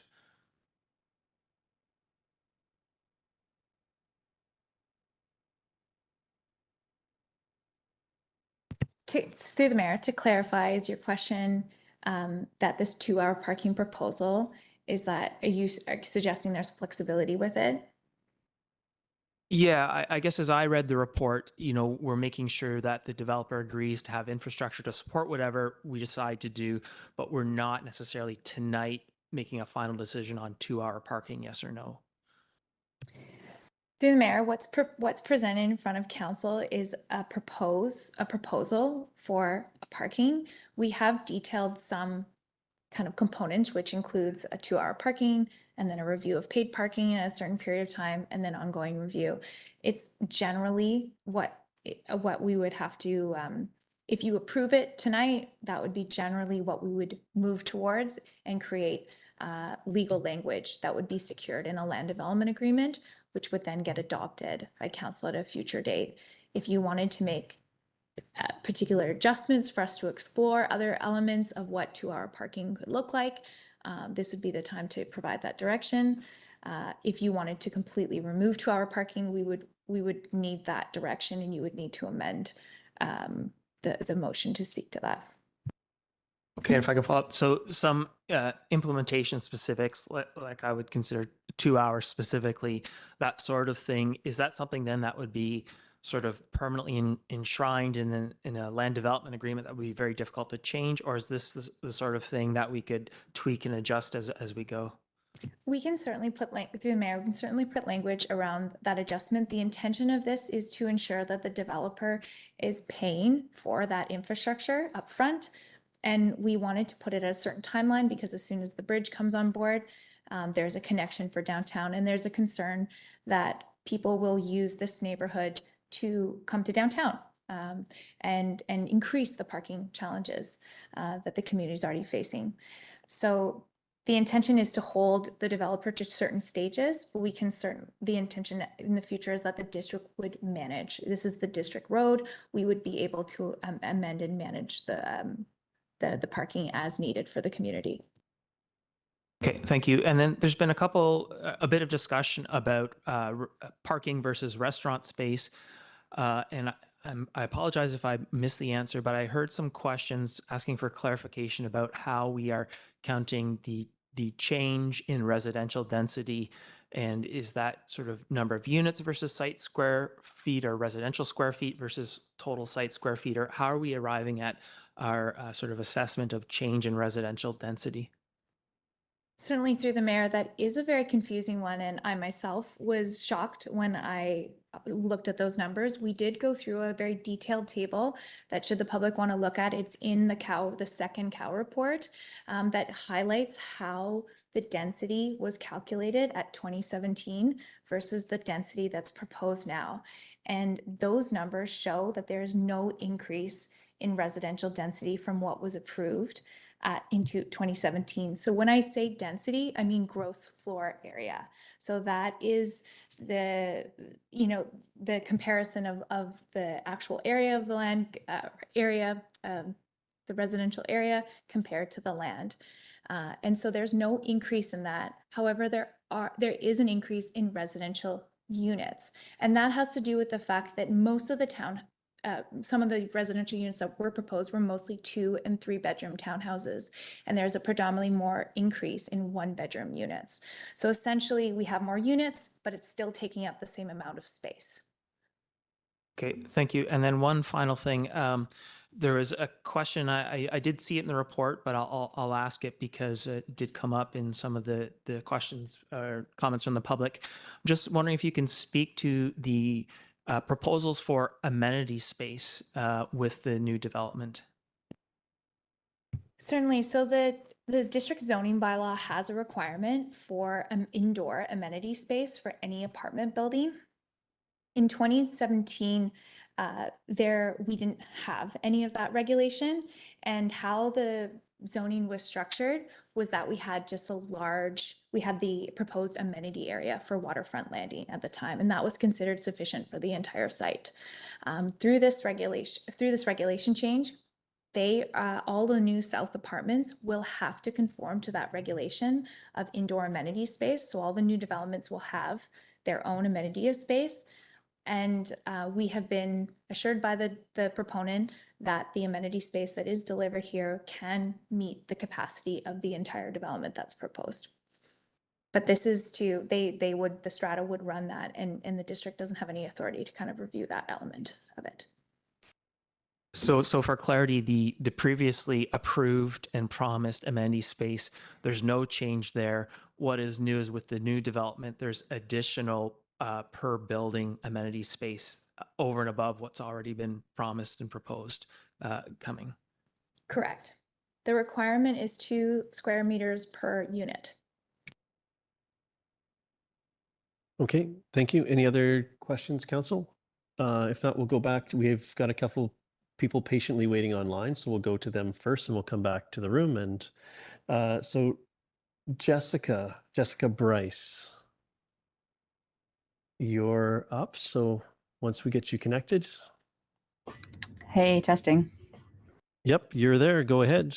Awesome. Thanks, guys. It's Jessica Bryce.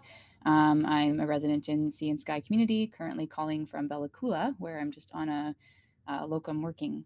I'd like to share my personal story and then also share or ask some questions directly of council. My own personal situation, I'm an owner in Sea and Sky, feeling very fortunate to be able to do so. I rent a room in my house to nurses and doctors at the hospital. They come on 1 to 3 month contracts. As you can imagine, housing is a critical shortage for them. We have multiple people who come and request housing. Some of them are physicians. They can afford, fortunately, many of them, to rent at the extortionate rental prices for short terms.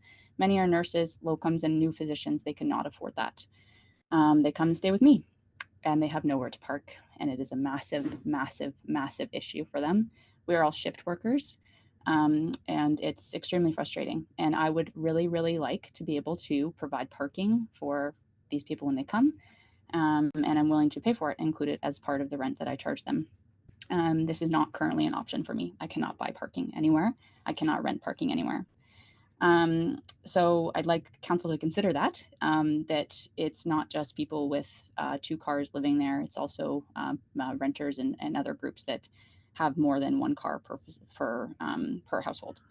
There are many, many other examples similar to mine in our community, and I think you have heard from them tonight and will continue to do so. My questions are as follows. My first is, why don't we consider rental parking where we can rent parking spots in our district? And why don't we build this into the next South Phase development? My, I guess, other question is, why don't we consider on-street resident parking permits? Most other districts have made this work. I'm not sure why we can't figure out how to make this work at Squamish. My third question is, Squamish is a designated rural community in healthcare. So just a reminder, we are rural.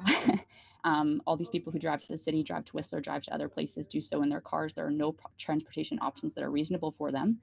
So instead, we've decided to restrict parking as a means of incentivizing or disincentivizing or trying to incentivize active transport, while not instead doing the opposite, which is providing alternatives for them and then taking away ability to drive. So why are we doing this weird convoluted way where we actually take away parking while not providing alternative options for people who have to go to the city or have to drop their kids off at daycare or school in the north end of town, et cetera?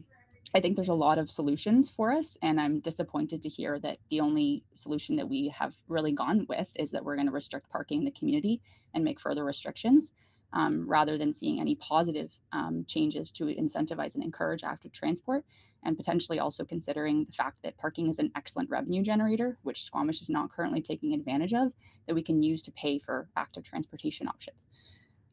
These are things that I've considered, and I've spent many, many hours worried about this. And so I'd like to, hear what you'd suggest for me or what you'd suggest for other residents in the community as alternatives for us, because there's nowhere for us to move or we can't afford to do so. Thank you. Thank you very much for your submission. We're going to go on to other submissions, and I'll leave it to council to take up your challenge to make comment on your questions when we circle back to them later. Next online on the list, we have James Elder. Are you still with us, James?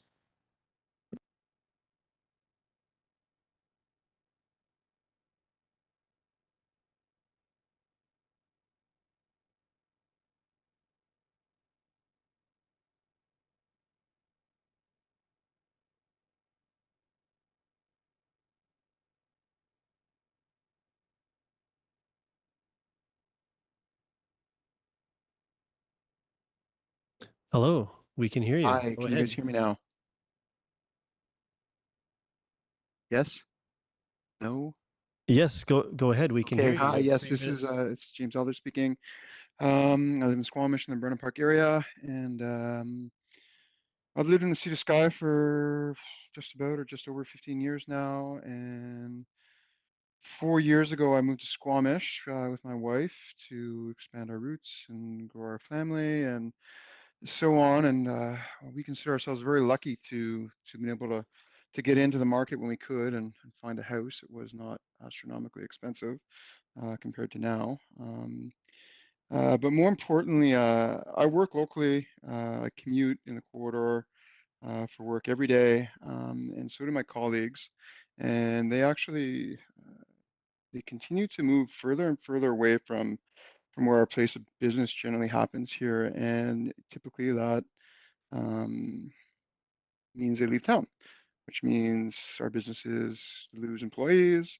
And, long term, it's hard for the trend seems to be it's hard for people moving into the community to plan to live here long term, which, adds even further uh, to our local businesses and amenities. So I really am a strong proponent and advocate for developments that will offer diverse housing options and or increased opportunity and inventory when it comes to either townhomes that can be bought outright or rental units for people who may not have the financial means to buy a home. So I really think the increased inventory is a good path to helping solve our housing problem and our housing crisis locally. And then, by default, the amenities that typically come with these developments and specifically childcare, that's another issue we have in our community locally here in Squamish and up and down through the corridor, north and south. So it's my understanding the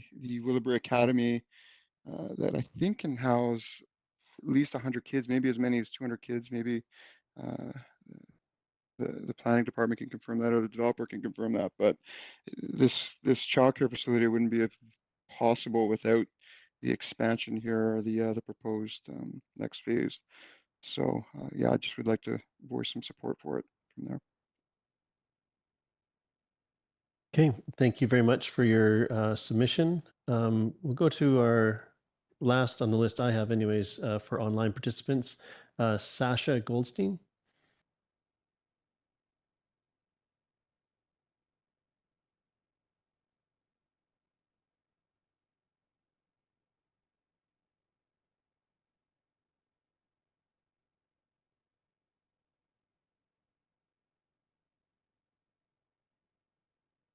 Can you hear me? We can go ahead. You've got 3 minutes to address council. Okay, lovely. Well, thank you so much. My name is Sasha Goldstein. Just wanted to thank Mayor and the council for hearing us and the community out on this issue. I know this is a very, very complex development. There are lots of layers here that maybe we as residents aren't aware of, or may not have the sophistication to really understand. I did want to share a little bit about myself. And I am, just based on my own anecdotal evidence, representative of a pretty large sector of the Sea and Sky community. I am in my 30s. I'm a telecommuter, not by choice, but by requirement. That's my line of work. I am a leaseholder here in Squamish in the Sea and Sky community, so I rent. And I've lived here. I've been in the Sea to Sky corridor for about 10 years. I moved to Squamish just before COVID, and unfortunately just missed the housing market.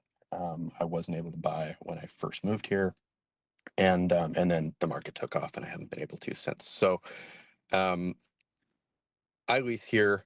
Unfortunately, like many others, I'm unable to, with the prices being what they are, afford a house without having flatmates, and or without sacrificing my ability to save so that I can hopefully afford to own one day.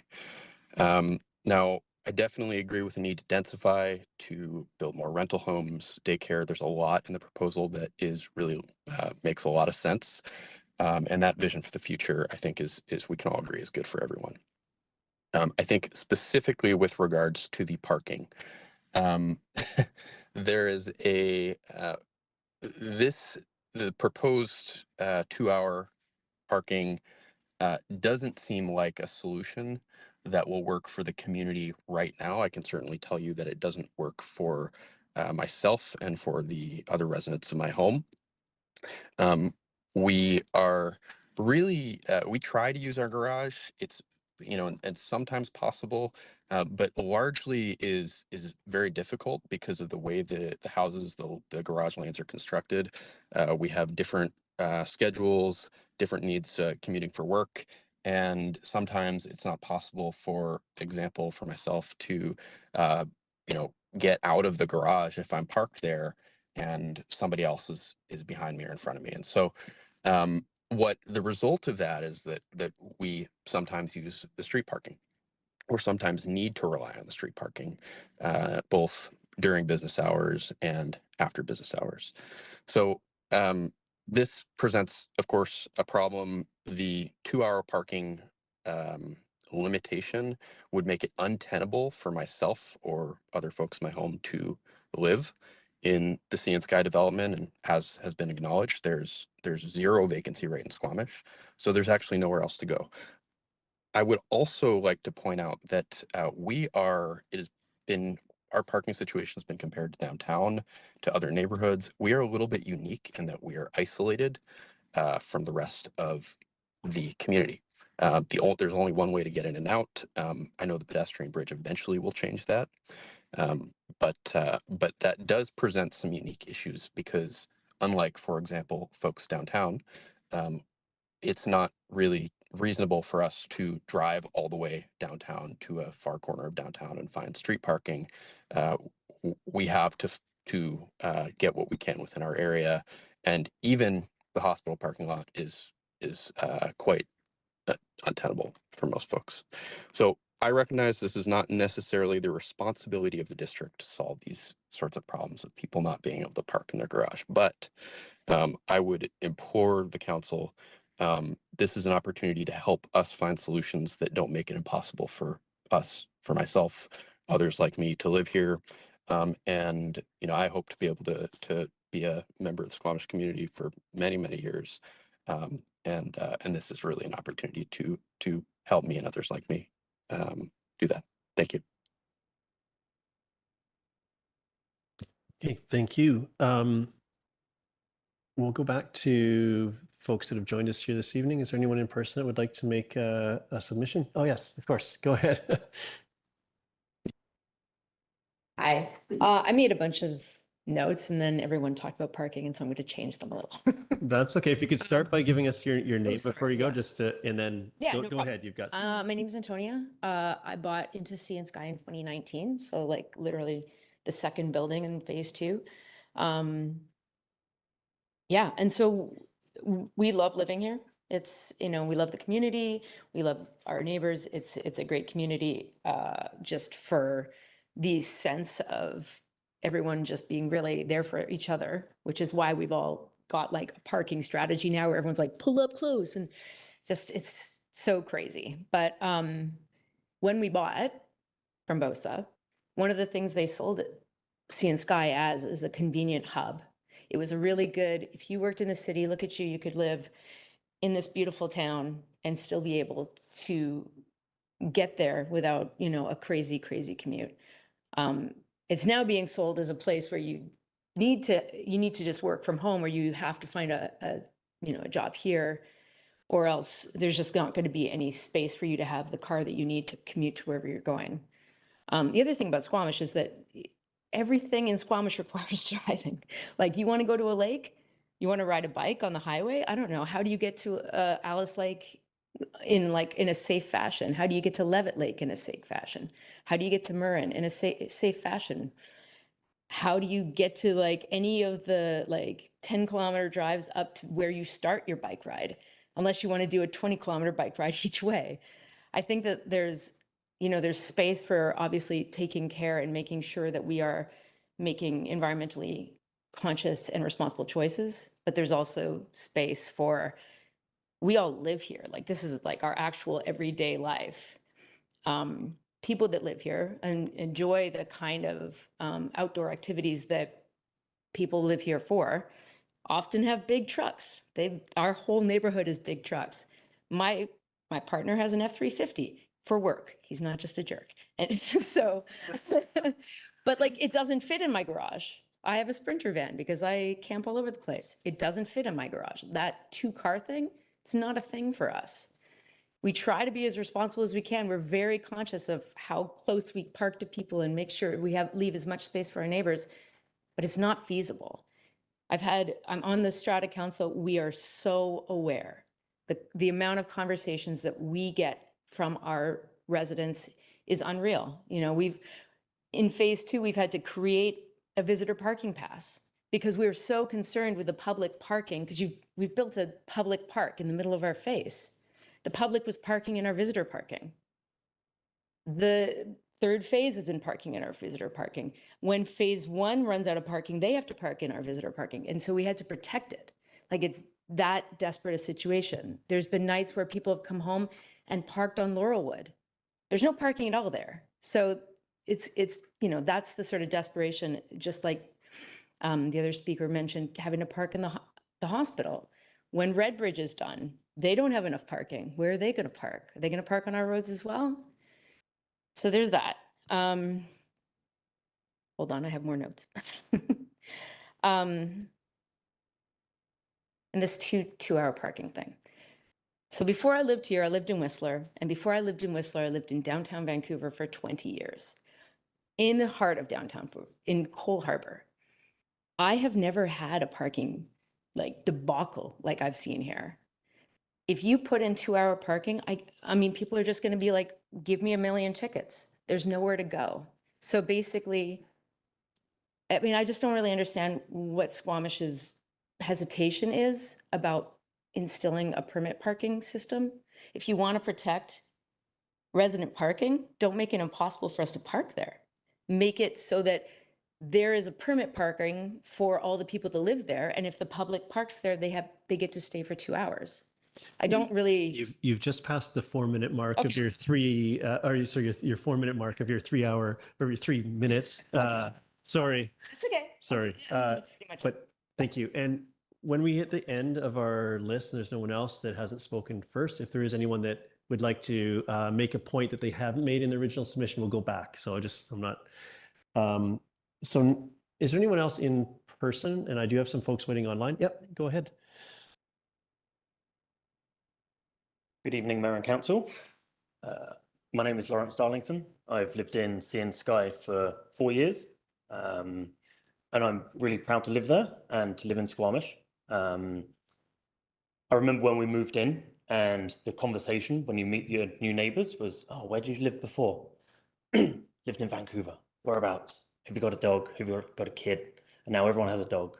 A lot of people have kids. And on that note, the fact that we're going to have a dog park, an off-leash dog park, is fantastic. So I enjoy that part of the plan.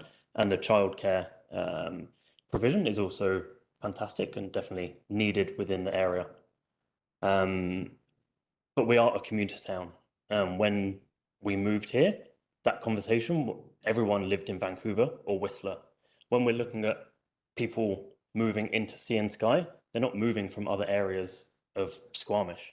They're moving from the North Shore, from downtown, from Whistler, from other areas. People are moving here, and we need a way to get out to enjoy the area as well.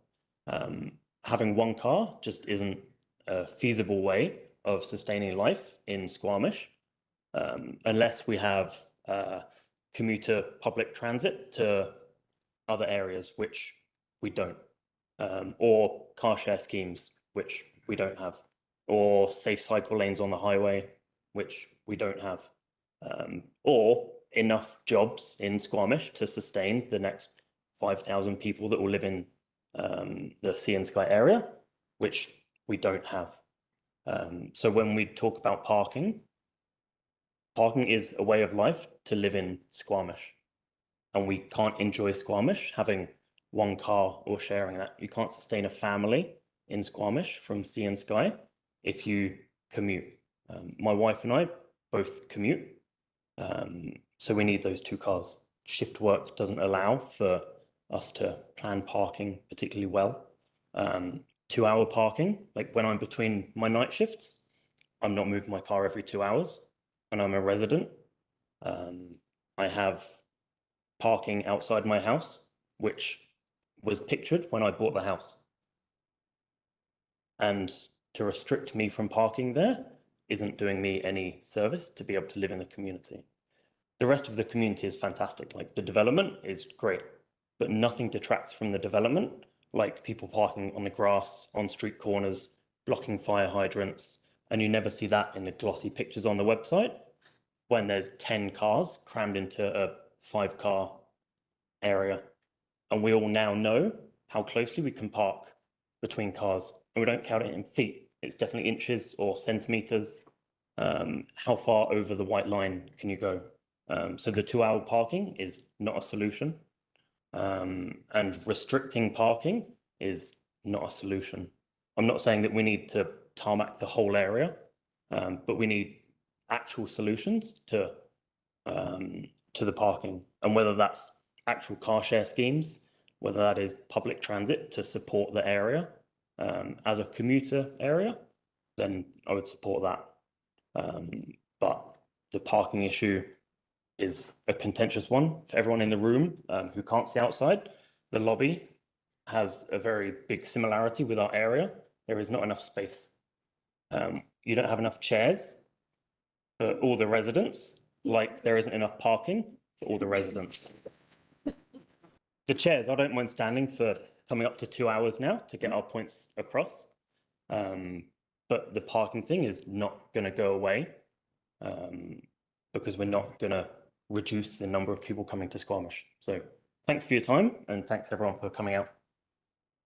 Thank you for your submission. And I've got a couple people waiting online. Is there anyone that would like to go is ready? I've got a couple here. We'll go with the person standing just to follow up on the comments we heard, and then I will. Sorry, Yep. that's me, right? That's you. Go ahead. Great. Okay, hi everyone. I'm Ida Maz. I work from home. I've been living in Sea and Sky for about a year now. I made a little list of things I wanted to say here. First of all, I just wanted to say I'm really happy that there are 2 people here who have spoken up, who, you know, supposedly also work in the industry, who are not affected by the parking situation. That's great. And that the leader of a landlords association who does not live here thinks that this is an excellent idea. That's really convenient. Please listen to those of us who are telling you that we are actually negatively affected, not to the people who don't live here, who are investors who are making money off of us living here. What is being proposed seems like, as someone else mentioned, mental gymnastics. It looks to us, I'm not accusing, but it looks like you're trying to pull the rug over our heads. For me, this is especially the case because at no point has council touched upon the benefit to the district to greatly increase density without adequate parking. It seems to be at the expense of parking space. You don't touch upon the increased property tax revenue that the district will benefit from, or the developer fees that you will benefit from. These are both great things. I have no problem against them at all, but you don't mention them, and it kind of makes it hard to trust that you guys are saying everything to us. We're instead being told consistently about how we're moving towards a bikeable city, and if that doesn't resonate with who you're speaking to, we're instead told that by not accommodating the realistic current parking needs, we'll be disincentivizing people who commute from moving here and ultimately somehow lower housing costs. This is a really interesting attempt at placating a different group, those of us who can't afford to purchase a home here yet. But this argument is also flawed. Squamish has a growing and vibrant reputation. People are not going to stop moving here, and that's just the truth. If you guys didn't know that, there's no chance we'd be investing so much in new developments.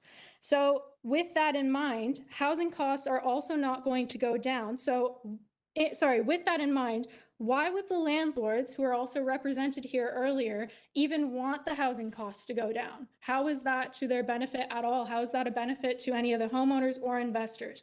It doesn't add up for us. You also don't seem to be considering the vast number of people who work from home in Squamish, like myself, who are largely responsible for the rise in cost of living. Instead, somehow the short-term solution that's proposed to us, which looks like it will last for years, by the way, is 2-hour parking limits. So does this mean that I need to leave the house every 2 hours, set an alarm for myself on my watch to go and move my car a couple of feet? Because this will definitely open up space for other people, right? Additionally, after speaking to homeowners here, it's become apparent to me that BOZA's marketing of these homes was that the garage can be used for storage. People bought into these homes under that premise, and are now being punished for believing BOZA's marketing. If you're going to reduce parking, reduce it for brand new developments that don't have residents yet, that don't have people investing through rent or through a mortgage. Advertise it as such and make it crystal clear, because to us, it feels like we're getting punished at no fault of our own. The visitor parking is taken up almost entirely by residents. You genuinely will be taking an existing problem for us and making it significantly worse if you don't pick the right solution. And as our council, we are desperately counting on you to not make this worse for us. So thank you very much. Thank you very much for your submission. Okay, I'm gonna go. I saw another hand. Oh, yeah, and then I've got one more here, and then I'm gonna go back online. So go ahead. Sorry, you'll have to wait. We'll get there. My name's Jennifer Eby. I moved to Squamish 3 years ago. I'm a homeowner in Sea and Sky, and a number of people have brought up this idea that we're not supposed to be commuting. I'm a school teacher in North Vancouver. I would love to get a job in Squamish. I'll have to take a massive pay cut for a year or two to do that, and I can't afford that right now. So I need to commute.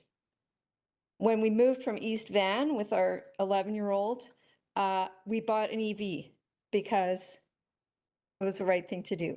It was our second EV. In Vancouver, we could have one car. We walked to work. We walked everywhere. And guess what? We bought in Sea and Sky because BOZA said, look at this pedestrian bridge. It's going to be built by blah, blah, blah, blah. And look at this great amenity center.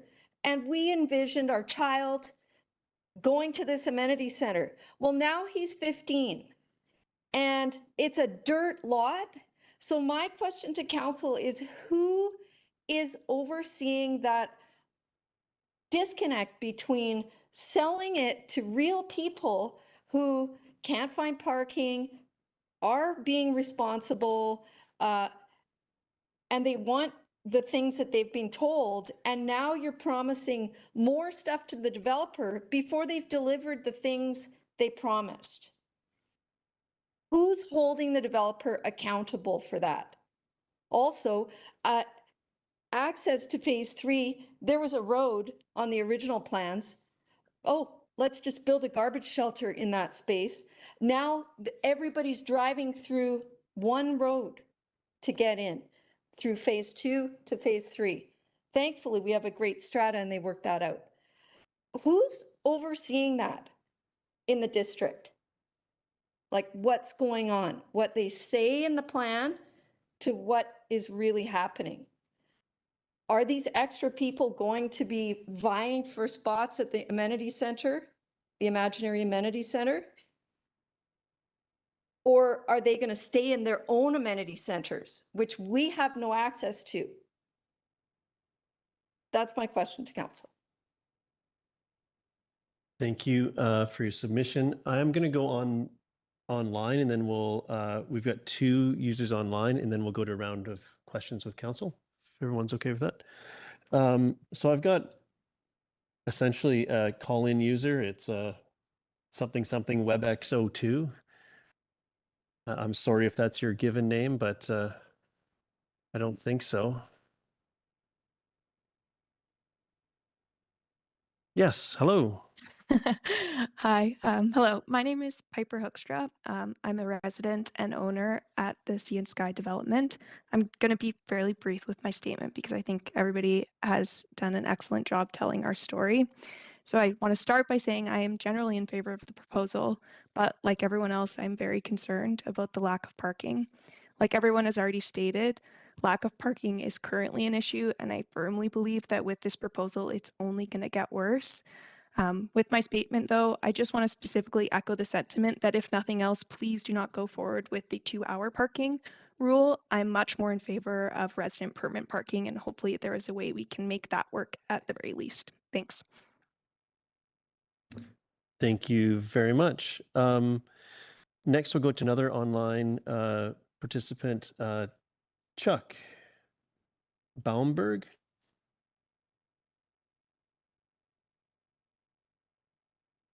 Hello. Hello. Hello.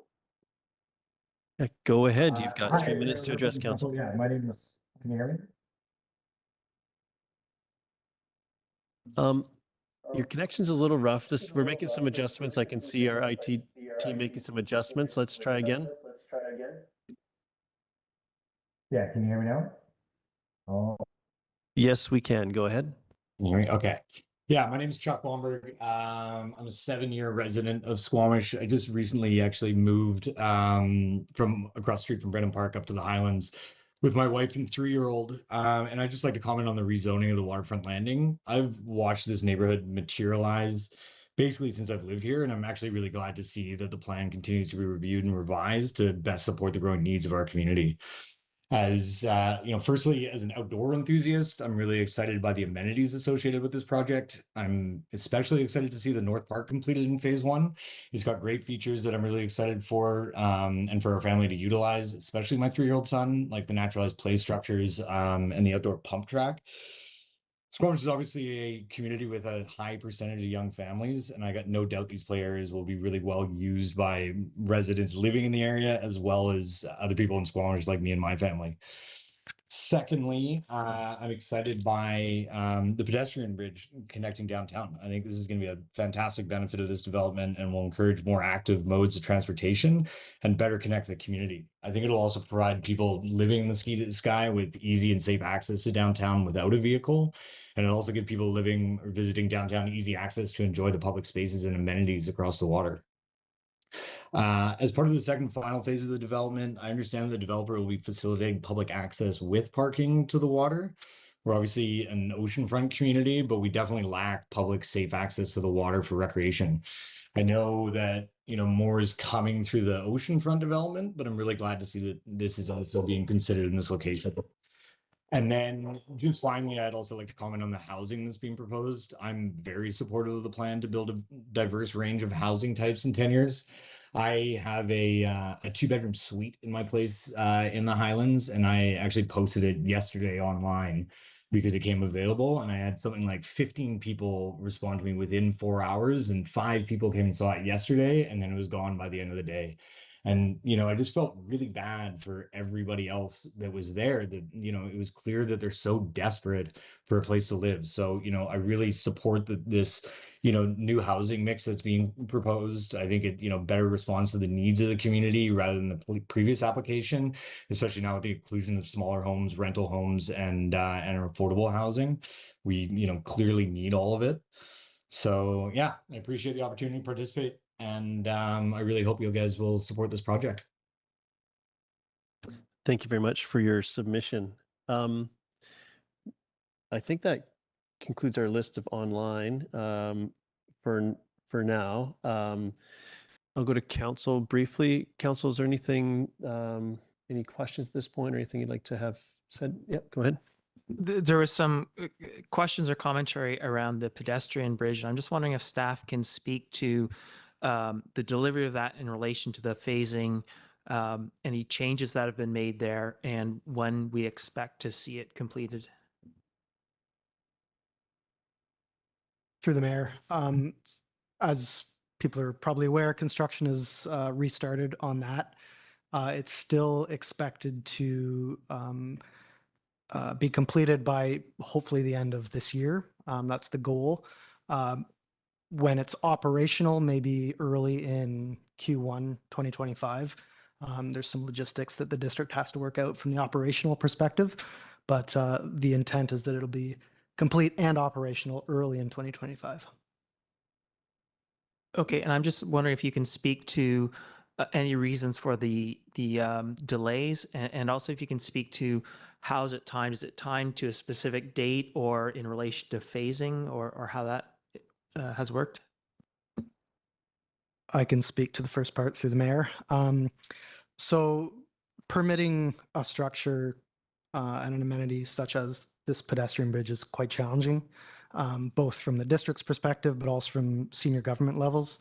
There was a Transport Canada approval that needed to be received, and there was also a DFO authorization that needed to be approved, both which had very lengthy review times and approval times. So that led to some delays over the years. And then, as we know, some construction delays occurred just with the presence of sea life in the channel. Contracts just had to shut down, but now it's been restarted. And like I said, it's expected to be complete by the end of the year. Yeah, you have a follow-up? Yeah, and just some clarity on how it's our expectations in terms of phasing and what parts of the project can go ahead in relation to the bridge or vice versa, and if there's been any changes there, just for clarity for everyone. Through the mayor, I'm not the planner on that particular element, but I was aware that what we have done is we do secure all of the amenities to phasing, and there was an amendment that was presented to council with those details, and it had to go through council authority to amend that. So it was something that was presented to council, and I believe the phasing is secured for around the amenity delivery timing of things. Yeah, just briefly to that, maybe to speak more generally, I think the bridge piece, there was a tremendous amount of permitting from other orders of government, which the proponent just does not have control over timeline. And I can say that this council was very concerned about the delivery of that bridge and tie. It is tied. We moved what it was tied to. We still tied it to something that was tighter timeline than we were asked at the time, is my recollection, to ensure delivery of that in a reasonable fashion. But could you speak to where these amenities, like what are our mechanisms to ensure that commitments that are made during processes such as this are realized? I think that's maybe more useful than getting into the minutia of any particular amenity. So could you speak to how that works and how we ensure and how we learn the lessons from way back of not realizing amenities at all in some situations, but that's not where we are now. So can you speak to where we are now? Certainly. So we secure all these amenities through the land development agreement. And we secure them to occupancy, typically of building permit occupancy of the buildings. So you wouldn't be able to get occupancy of a building until that amenity is delivered in full. And so that's typically how we secure things. We also have security that's secured, security bonding for these amenities, also secured at different timeframes as well. And those are all structured in attachments to the land development agreement. We have included one that will include all of the new amenities for this phasing as well. It's part of attachment 3. Thank you. And that's where the phasing discussion isn't just when the buildings can be built, but the amenities that will be delivered during each phase as well. And that's when we're talking about phasing, we're talking about that holistic picture. Is that correct? Correct. Okay, thank you. Sorry. Thank you for the assist there, Councillor Hamilton. Councillor French. Yeah, Councillor Pettingill, Mayor Herford, thanks for those questions. And I wonder if we could just go a little bit deeper on the amenity building, that the main amenity waterside building, timing of that, and what's the trigger or what's the hold back to make sure that that building is constructed?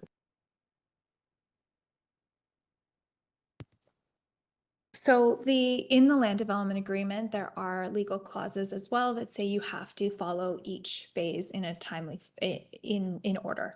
So the amenity structure is phase 4 of this development, where everything that we're speaking to right now is phase 5 and up. So they would have to deliver on that amenity before they were able to get any form of occupancy for any of this that is in front of council today. I don't know if that clarifies your question. Okay, thank you. Anything else, council? Okay, I'll go back to the audience. Was there anyone else that wishes to speak? Yes. Thank you very much. Hello, Mayor and Council. My name is Kate Hogan. I'm a resident of the Sea and Sky development and have been since 2023. Firstly, thank you for creating this space for us to speak. My father is a long-standing member of a local government in my hometown, and so this is a bit of a full circle moment for me being here tonight, and I acknowledge it's a really tough gig trying to manage lots of opinions and perspectives here tonight, so thank you. I am also here to voice my concerns in regards to the current parking situation in the Sea and Sky proposed plan that we have and the development as it is today, and appreciate everyone's input tonight. I also want to echo the sentiments which have been shared by other members of the public, and I have a couple of points that I would like to raise. With regards to the parking study, which I believe was completed in March 2023, I'm an analyst, and so data-driven decision-making is really important to me. What I would love to know is whether or not there's an opportunity to extend that study so that we get a more representative data set from the full year. March is a pretty quiet month in Squamish. I don't imagine there's a lot of people coming into town and moving about. So would ask if there is the possibility of increasing that study so it is more representative of the full year, which would then inform the 2-hour parking proposal that's been put together. Additionally, similar to what was mentioned a few speakers ago, we do live in a bit of an isolated community on a bit of an island, which has limited space available. Many of us here tonight are concerned about where else we'll be able to park if we can't park in our neighbourhood. My question is, what is the overflow parking solution? What would you propose? A hospital? Other neighbourhoods? The Namcram FSR? Like, they're all quite far, but truly, what is the solution there? I would love to know. I'd also like to highlight there that if we are parking in those other locations, we're actually just shifting the problem to somewhere else, and that problem is going to come back again. So I think we really need to be thinking strategically about what our options are here. I want to urge you to consider further review of this update to the proposal with regards to the parking situation and acknowledge that this is a really important moment in time, a juncture, if you will. You have an opportunity to come up with some viable alternatives now before the changes are approved, the problem gets worse, and the issues become even greater than they are today. At the end of the day, these problems will circulate and come back to you again, so this is that moment in time, and I urge you to take it seriously. Thank you very much. Thank you very much for your submission. Yes, go ahead. Sea to Sky. If I didn't say something, my wife would kill me. She's been looking at me all night because I complain about the parking all the time. And to give you a snapshot, it's funny, before we came here, my daughter said, where are you going and why are you going to this? And I said, because Bose was proposing that I should start riding a bike. And she said, this town is a middle town. I go, what do you mean a middle town? She said, it's between Vancouver and Whistler. She's always up in Whistler. She's always going to Vancouver. She drives. My wife works in Vancouver. I work all over Vancouver, Burnaby, I drive. And now the level of anxiety that we have coming home is like, when we first moved there, it was beautiful. We loved the community. Couldn't wait to get home, see the chief, go to the dog park, hang out with these people, our dogs play. Now I'm leaving meetings to rush home to get a parking spot. Because if you're not back in that community by 5:36, you don't get a spot. And I think what ultimately is going to happen is like we're all trying to like, also you guys are the council. Is this all BOZA or representatives of BOZA? No? Okay. Just curious. People are going to start parking anywhere in. Yeah, you guys didn't introduce yourself, so I wasn't sure who was what here. But you did read you represent BOZA? Okay. So you told us yeah. about the bikes. Okay. Anyways, I just want to sum up, parking is a massive issue. I think council should stop right now and really review what BOZA has proposed and reject it. until they figure out what to do with the parking. It's going to get worse. And it's already at a bad point. There was an Arc'teryx thing or something a couple of weeks ago, and there was no parking during the weekend in our community, like nowhere.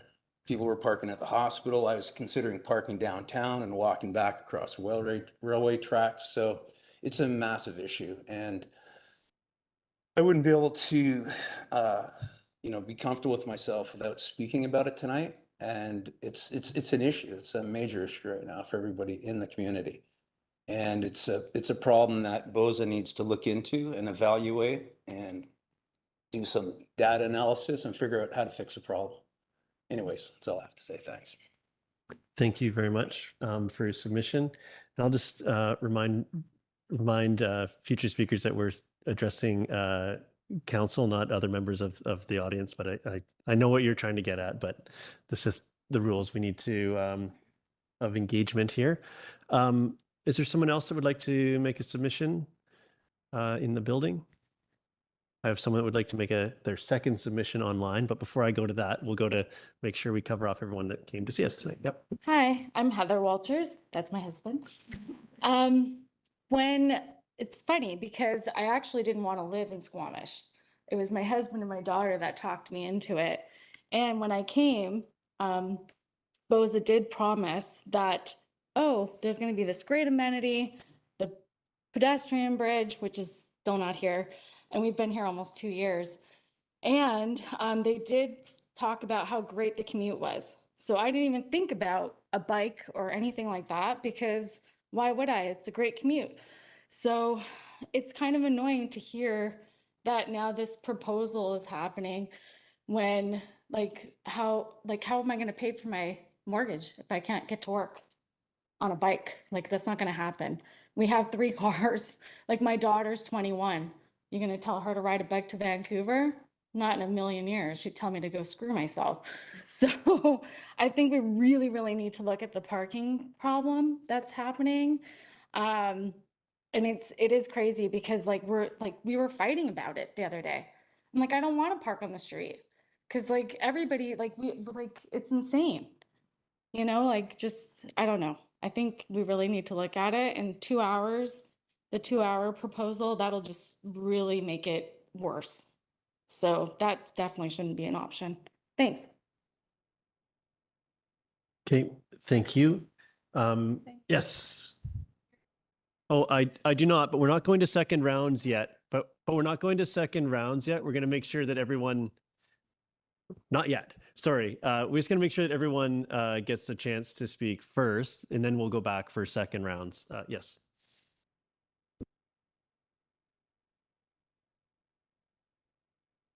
Hi there, my name is Emily Power. I'm a resident at the Sea and Sky community. I have worked in development, so I do recognize the challenges that come from the developer side, and I so appreciate everything that does happen in the community.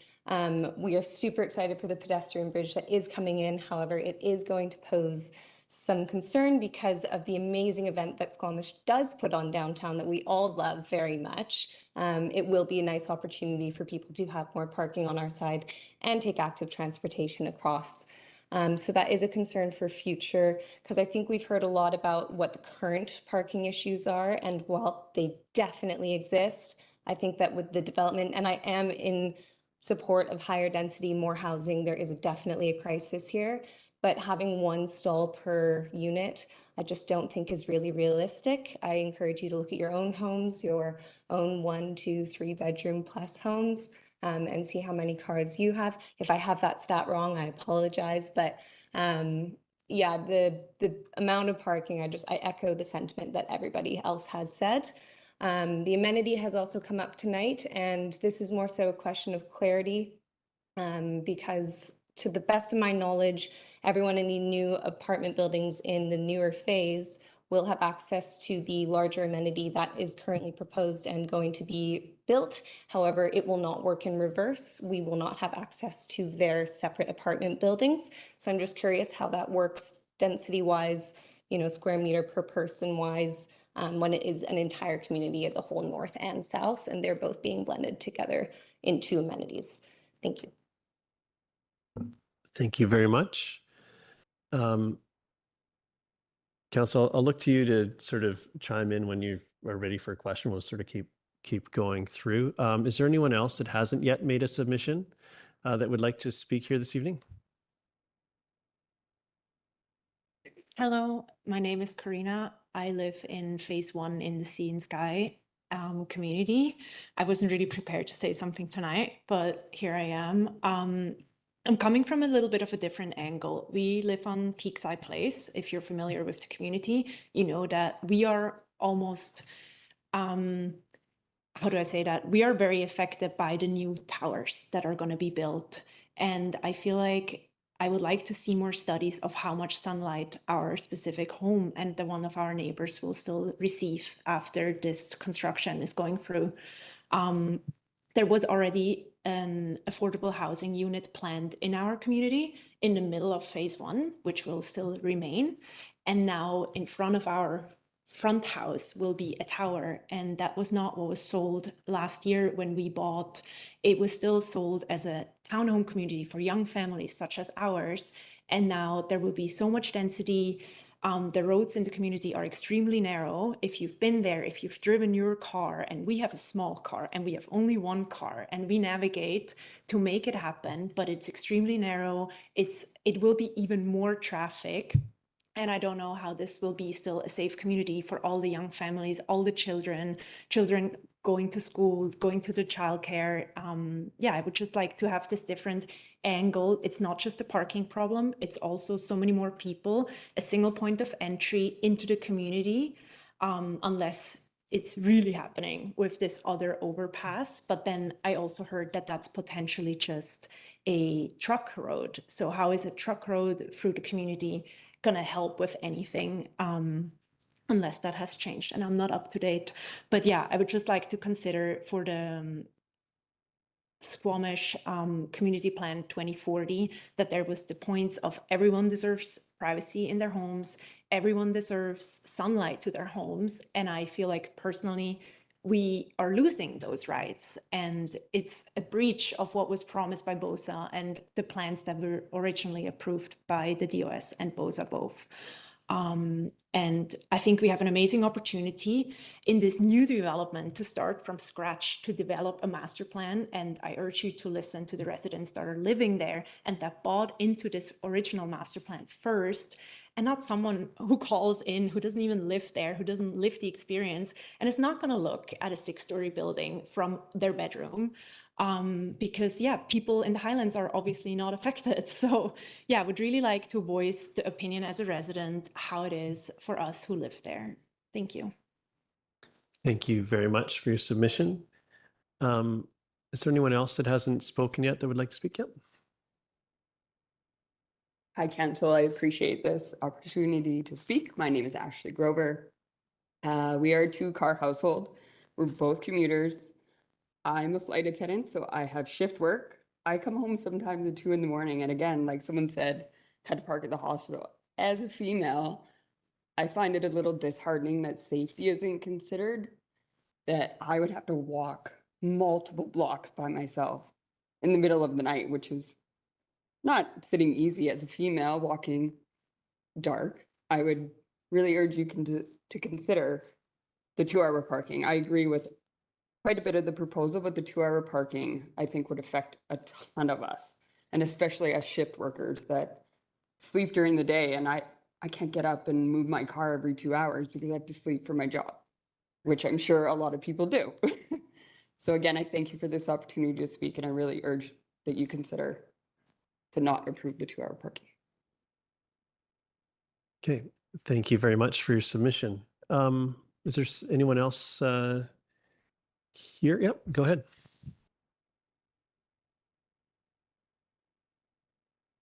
Hello, everyone. My name's Steve Grover. Like my wife, Ashley, I've been in the community since 2022. A lot of people have spoken a lot more eloquently than me. The point I want to make about the parking side is I would like to offer my place for dinner to the entire council next week, Tuesday night, 8 o'clock. If any of you can find parking, I'd gladly host you. That's really the only point I want to make, that it's hard to get friends to come over. It's hard to get anyone to enjoy where we live. So thank you again for the time. Appreciate it. Thank you for the generous offer. Is there anyone else that would like to make a submission that has not yet spoken? Going once. Okay, I'm gonna go. Okay, yeah, there we go. I was holding off, but my name is Nikki Bass. I've been in Squamish for 5.5 years now. I'm a local business owner, trying to do my best to be one car. In 2020, when we moved in, we were one car. We have to be two now. So I hope that kind of explains the situation of being able to bike everywhere. And yeah, unfortunately, it's just a reality for us that parking is an issue. And we do hope that you do consider taking the residents over people coming into our neighborhood to visit. So I hope that you guys consider that. Thank you. Thank you very much. And thank you for stepping up and speaking. I know these spaces can be intimidating, so thank you for that. That goes to everybody that's spoken tonight or has yet to speak. If anyone else would like to take the plunge before we go back around to the folks that would like to add to their comments already. Okay, I'm going to go to we have someone, Jessica Bryce online for round 2, and then we'll go here. And that doesn't preclude anyone that hasn't spoken yet. I just want to give that space. So we'll go back to Jessica Bryce. Go ahead. Yeah, Jessica Bryce again, owner in Sea & Sky. I'd like to, I guess, pose a couple questions or maybe situations. We've heard from a couple of people who live in the Highlands with homes. And I guess I would like to make an analogy of us and other neighborhoods within Squamish. What we're dealing with in Squamish is basically, if you can imagine, if you have a home in the Highlands and you've got a 2-bedroom suite, it's basically saying you can park one car and your tenant can park one car and you have no other access to any other parking, because that's the situation we're facing right now. And you cannot have visitors after 7 p.m. because there's no room for them to park. You cannot have a small business that requires a vehicle because you won't have any room to park your small business vehicle. That's the analogy that we're trying to make. So it's a major one. Like we're basically, instead of where many other people within Squamish have a choice to make about their parking situation, we don't have a choice. It's the reality. So many of us choose to have one vehicle. We're fortunate to be able to do so. But you know, for us within Sea & Sky, basically we're saying you don't have any other choice in the matter. Further to that, like you know, that I just think that there's already been kind of a bit of frustration around the community that we're just you just can't compare our situation to those who live in other neighborhoods within Squamish. Furthermore, it disincentivizes small business. There's a number of small business vehicles that are continuously parked within our community. I will certainly not call them out because they are all awesome small businesses. And they're parked on the street in our community. They're trucks, they're work trucks. I can think of at least 4. So these are small business owners, and they obviously live in our community because they've been parked for the 9 months that I've lived there. And so where are they going to park? And what does that do to small business that's providing local jobs, which is, I think, what council really, really wants is people to live and work here within Squamish. I think I've heard that from a number of councillors previous. So they're providing presumably high-paying or relatively high-paying jobs to locals here. And now you're saying, sorry, you can't park your small business vehicle within a kilometer of where you live. So again, realities of people who live in my neighborhood and in our neighborhood. And this is what we face. And I think it's important to address that our realities instead of an idealistic viewpoint of what we'd like to see. Thank you. Thank you very much. Now I'll go in person. Go ahead. And I have forgotten. I'm sorry. There's a lot going on. Council and Mayor, my name is Diana Lockett. I'm a resident of Sea & Sky for about 1.5 years now. I have to say that I'm a little more concerned now than I was when I walked in here. And I'm just going to quickly summarize what I've heard and really looking to council to make the right decision for us because we're really at a loss. As you can hear, there's a lot of frustration. I heard a question or I heard a comment that the pedestrian bridge was going to be one of the solutions to reduce car dependency from BOSA, and that certainly isn't the case. You live in Squamish, you know that Squamish people are active people. We walk into town all the time. That pedestrian bridge is not going to reduce our car dependency. We don't typically drive into town if we don't have to. What I'm most concerned about is hearing one of the virtual callers who talked about wanting to bring his family to use the pump park, the park, and parking there to access downtown. And that wasn't a consideration of mine when I walked into this building. I was thinking about how our current residents are going to be able to manage the parking. And of course, we are looking forward to the bridge being completed so that we can access downtown. But now the idea of other people who have the right to use the bridge, of course, are also going to be using our parking spaces when we're sitting here over and over telling you what a concern we have with parking, I think is another heightened concern. And I'm going to reiterate what some of my neighbors said, is I think the only solution is permit parking. The 2-hour parking will work for people who are coming to use it. It doesn't work for the residents. You've heard that over and over tonight. But I think encouraging people to come and use what's already a problem is not the solution for this problem. So thank you for your attention tonight. Thank you very much for your submission. Is there anyone that would first time or second time would like to speak? I see some movement. Yes. Very forgettable. Patrick Messo, lived in Squamish or the CNSI community for 1.5 years. Two things I forgot to mention. One with the parking study that was done. It referenced a lot of studies out of Vancouver, San Francisco, Toronto, and New York. So the data that they reference in there is actually large cities. So again, I encourage you to read the riveting 28-page report there. The second piece is small businesses. There's a lot of commercial space being opened up. A lot of that's dedicated to professional services like physios, chiros that might go in. What's going to happen when they're late for their appointments? What's going to happen if they can't find parking? I understand there's 60 units or 60 stalls that will be paid parking right by the 2 towers in phase 3. Is that going to be enough if the rest of the residents are going to start using it? So for the BOSTA team and those council members here and mayor, as you consider the small businesses that will be using those commercial spaces, will their clients be able to access those services effectively on time? And I think it's something to consider because there's a concern. You might have some empty commercial space within the community, which would be a detriment to us all. So just want to plug those 2 points. Thanks for all your patience and time here today. I know there's a lot of opinions, but thanks for all your hard work here. Thank you for your eloquent submissions this evening. Thank you. And yes, I see your hand.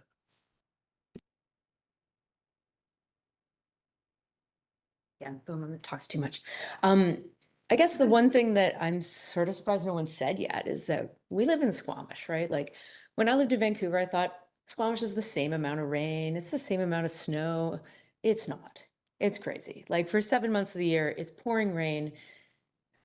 Anyone who's lived in our development and had to walk across that overpass that nobody plows or shovels or anything when it does snow, it's treacherous. The other side has a giant actual river and like lake in the middle of it if it really has snowed or rained. It's for 7 months of the year, you're not going to go get your groceries by foot. Maybe you go through the bridge when it finally opens. But if you want to get anywhere else in Squamish, the way out of our community is not feasible in terms of snow and rain. And just realistically, nobody's gonna, they want to go to a restaurant, they're gonna ride their bike in December or November. It's not realistic. So just something to keep in mind. Thank you. Thank you for that. Yeah, go ahead. Going first is always really difficult. And I had a panic and went, what did I even say? Very passionate, but you've Sorry, made sorry, if you could restate your name just for the record and then we'll go again. Thank you. ARCUS. So far, you've heard from a lot of reasonably level-headed and calm and law-abiding citizens. And I went back through my photos from this morning at 7:13 a.m. and I count as a bylaw violation, there are nearly 65 vehicles that our community members are parking outside the lines where we can to survive. And we're all reasonable people. We all want to do the right thing. I think that's important that you know that on right now, on this very day, less than 24 hours ago, 65 of us in this room have chosen to go, you know what, the rules, not because we want to, but because we absolutely have to. On a regular day, not on a long weekend, not when it's great weather and people want to access the park. That's all fair and reasonable. Not when you want to come down from the Highlands and bring your kids, which is also reasonable, though very infuriating. Everyone has a right to an opinion, and I respect that. I hope to share our community with others outside our community. That is the goal. That park is great, but putting plants next to a pump track that, you know, they're going to get destroyed in 5 minutes. That tells me how much devil is in the details and how lack of planning and how lack of thought that we've put into this in the long term. I think the one thing that scares us the most as residents is the 2-hour parking. That's the thing that's been brought up the most. Residents can generate revenue for the District of Squamish by buying annual passes to park. We can be left alone to survive with what we've got. You've even heard it. We'd rather do what we've got, a lawless land. We'd rather do that than have 2 hours. That's what's got us all here tonight. The fear of the 2 hours is what you need to hear from my perspective and watching my neighbors. That's the thing that I think speaks the most. Bring in a revenue generating parking pass for the District of Squamish, everywhere if you need to, if this is a problem. Bring it in and abolish the 2 hours. Please do not go for the 2 hours. If there's one takeaway, we beg of you tonight, the 2 hours is what is going to crush us. Thank you for listening. Appreciate it. Thank you very much for your submissions this evening.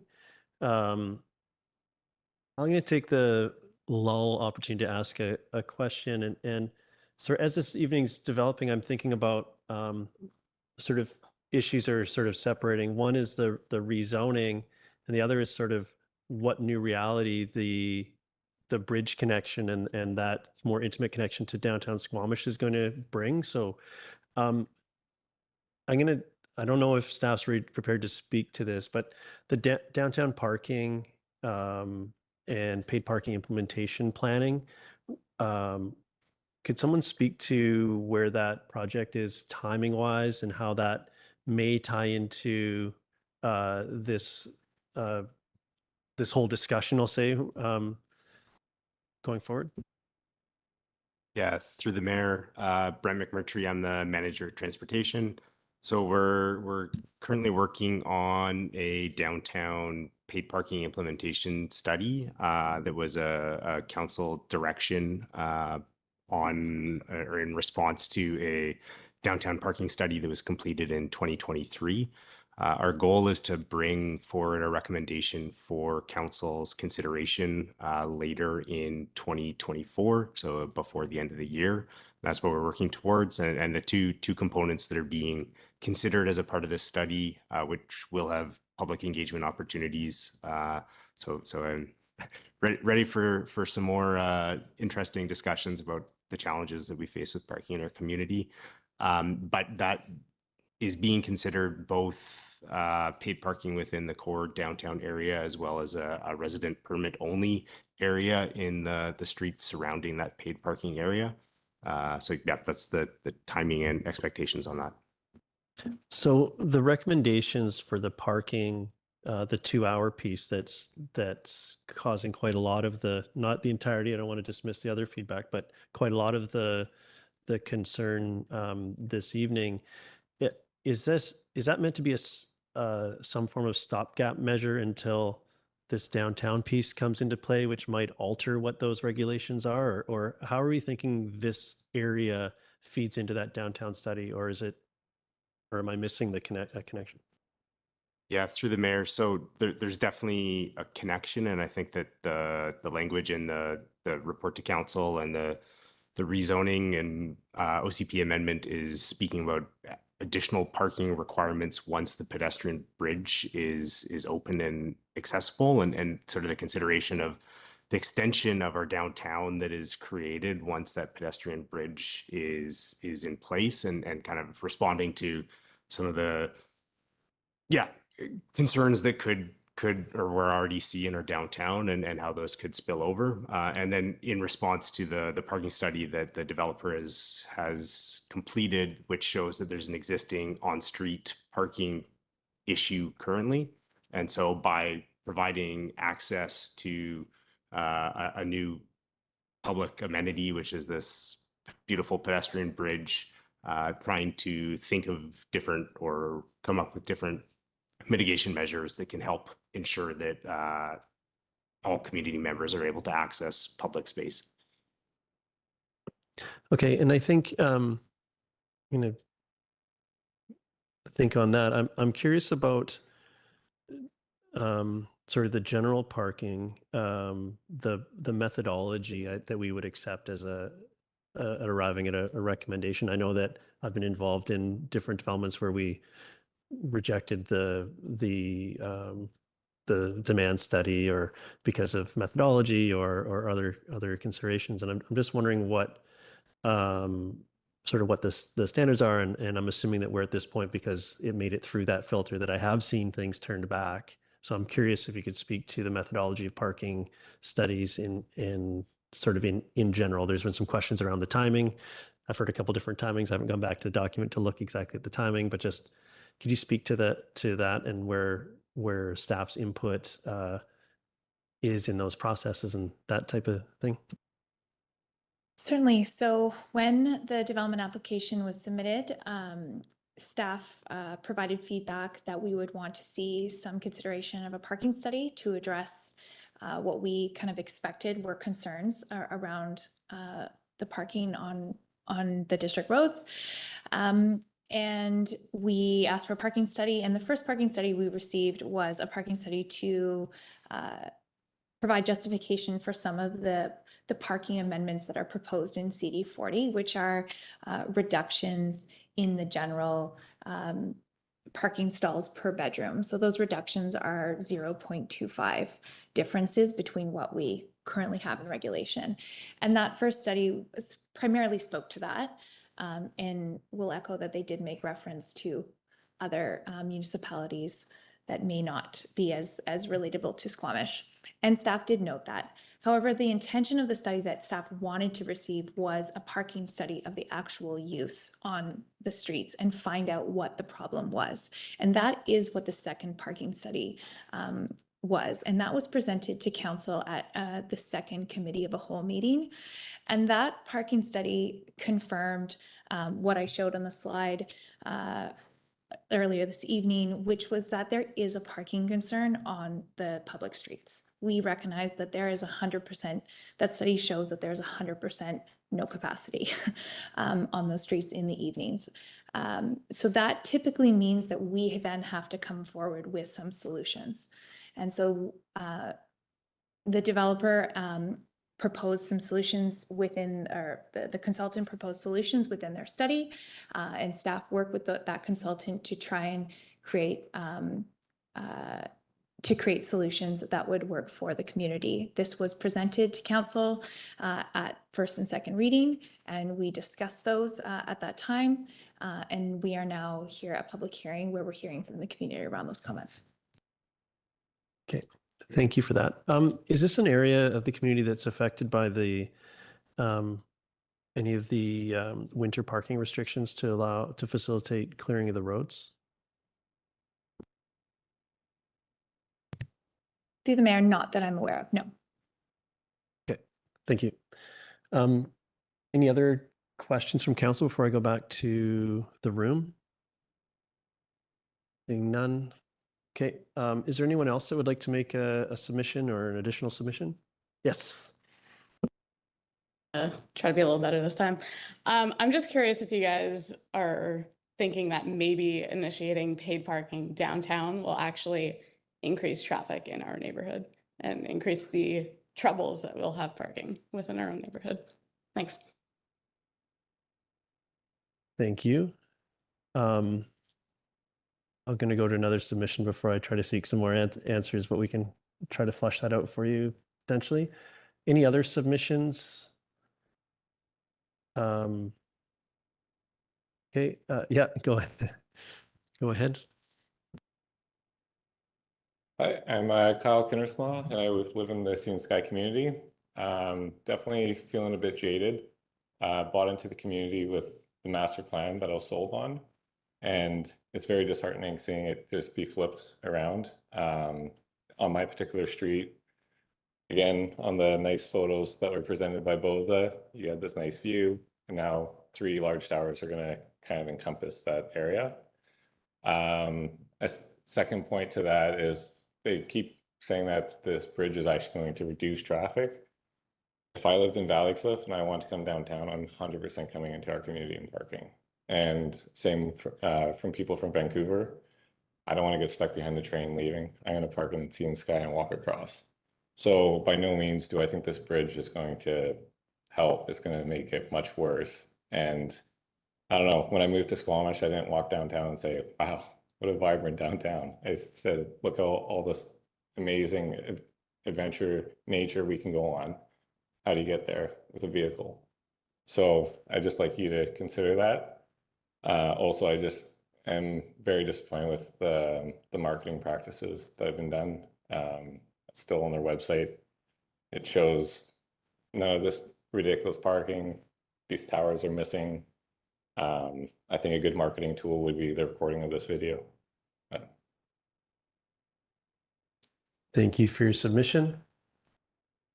Is there anyone, we don't have anyone online? Okay, we don't have anyone waiting online. I'm going to go into my closing statement, which gives you options to speak, just to see if that's where we are. So if there are no further speakers, I'll ask council if there's any further information that the planning department might provide in response. So now that everyone's been given a reasonable opportunity to be heard, it's a requirement that I ask 3 times if there's anyone who wishes to speak before we close the public hearing. So for the first time, is there anyone else who wants to speak or make a submission? For the second time, is there anyone else who? That's okay. Hi, my name is Talia Jansen, and I also live in the Sea and Sky community. And I would just like to echo all of my neighbors. I actually am not contributing to the problem. I have 1 car, but my husband and I, we want to have a family. My husband commutes into the city, and I've been freaking out, being like, how am I going to have a baby and not have a car in Squamish? How am I going to take them to appointments? How am I going to do that? How can I have like my mom and dad come and visit me because there's nowhere for them to park? So honestly, I am quite stressed, and I really implore you to just think, like, what are the solutions? Like, what else can we do? Like, obviously there needs to be something to be done. And I think please, please, please just revisit the plans. I'm all for increasing density, looking towards the future, a walkable community, all that's fantastic, but there's issues that are just being overlooked. So I please implore you to look at other solutions. Thank you. Thank you very much for your submission. I'm going to start that process again, and we are here to hear from everybody. That's why I do the 3 steps. So don't feel that, although now would be a good time to put up your hand, but now that everyone's been given a reasonable opportunity to be heard. Oh, yes. No, this is what we're doing here tonight. So thank you. Antonia again. I just wanted to echo what Nikki said. So like the idea that you're gonna implement paid parking downtown and then everything around there is gonna be permit parking, and then you're gonna open a bridge to our neighborhood and you don't want to give us permit parking is crazy. So I just wanted, like, I didn't even realize that was about, if that was gonna happen, because if we have the bridge open and you have to pay to park downtown, of course they're gonna park in our neighborhood. Why wouldn't they? People from the city, people from Whistler, all of the rest of Squamish. So yeah, again, with the 2-hour parking, it can't happen. Thank you. Thank you. Okay, now that everyone has been given a reasonable opportunity to be heard, go ahead, sir. Spencer Fitchin, Garibaldi Highlands. I tried to catch your attention before you put your head down again. Thinking about the parking, there are some other communities and cities that have actually been treating parking as a land bank. So rather than waging this full-on war against vehicles and parking spaces, setting aside that land for vehicles and for parking currently is actually good practice, and it saves that land to be used for a different purpose in the future should the vehicle actually leave us, which it's not going to do anytime soon, especially in a community like Squamish, as so many people have mentioned. We're transitioning to electric vehicles from gas or diesel, and we're car sharing, which is great, but we are still, and for the foreseeable future, we'll be relying on personal vehicles. So this war on us having a location to keep our personal vehicles is, I think, a little misguided, and that we could still look at it as a land bank to be used should the vehicles ever leave us. If we want to increase density, turn a garage into a suite or whatever we want to do with it. But I do think we, rather than whittling away at parking locations, I think we should actually maintain them so we can actually have a livable community. Anyway, that was my final comment. Thank you. Thank you very much. So now that everyone's been given an opportunity to speak and a reasonable opportunity to be heard, it's a requirement that I ask 3 times if there is anyone else who wishes to speak before we close this public hearing. So for the first time, is there anyone else who wants to speak or make a submission? I'm also looking to our staff to monitor online. For a second time, is there anyone else who wants to speak or make a submission? And for a third and final time, is there anyone else who wants to speak or make a submission? Seeing none, I will declare the public hearing closed. Thank you very much to everybody that made a submission both in person and online. Quick note about, please note that council members are not permitted to receive any further submissions or hear either a proponent or opponent to an application once the public hearing has been concluded. This means we can't speak to you out in the community or receive emails or phone calls on any of the bylaws until a decision on the bylaws has been made. Any and all communication from this point must be channeled to staff. So, council, we have consideration of third readings are our next order of business. If we're ready to do that, I have some thoughts on this. So I wanted to, go ahead, Councillor Pettingill. I was going to consider moving the staff recommendation with a small amendment, would entertain subsequent amendments, but was thinking this would be a good way to get the conversation going. Before we have a motion on the table, I'd just like to explore a couple of things with staff in regards to the, in particular to the parking piece, to understand what we can do, what's appropriate to do here, and if not, what's recommended. So I just want to explore that a little bit, which I think would be a challenge to do if there was a motion. But I'll go to Councillor Greenlaw just to. Well, on that note, I wanted to test a motion about parking. Yeah, I'm going to ask a question. We'll just have a little bit of a discussion and we'll see what we can do there. So the feedback I'm hearing this evening, particularly on the parking piece, is that what's there now is a challenge.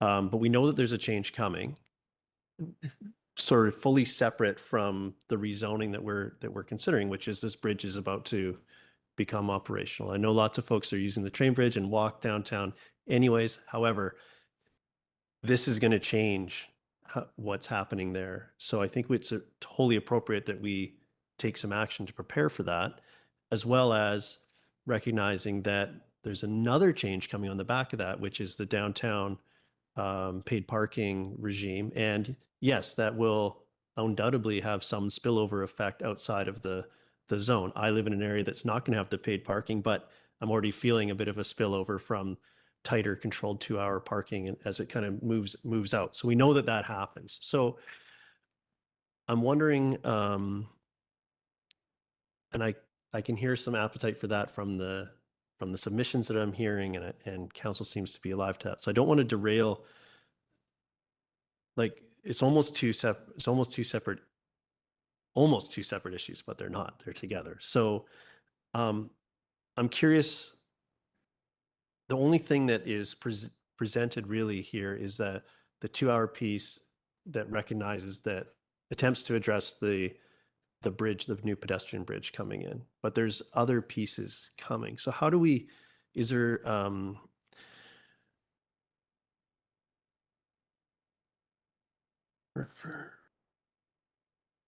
yeah, trying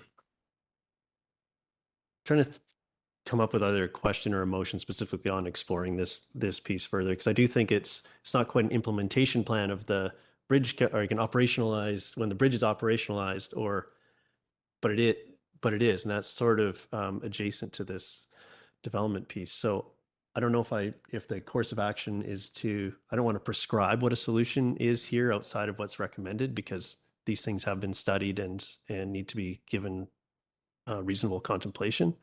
So I'm looking to staff to figure out how do we adjust from here. And I don't want to make a motion on the fly that forbids 2-hour parking on any piece of any street in Sea and Sky in perpetuity, or or anything like that. So I'm curious if staff could advise us on a way forward as these complexities have sort of surfaced.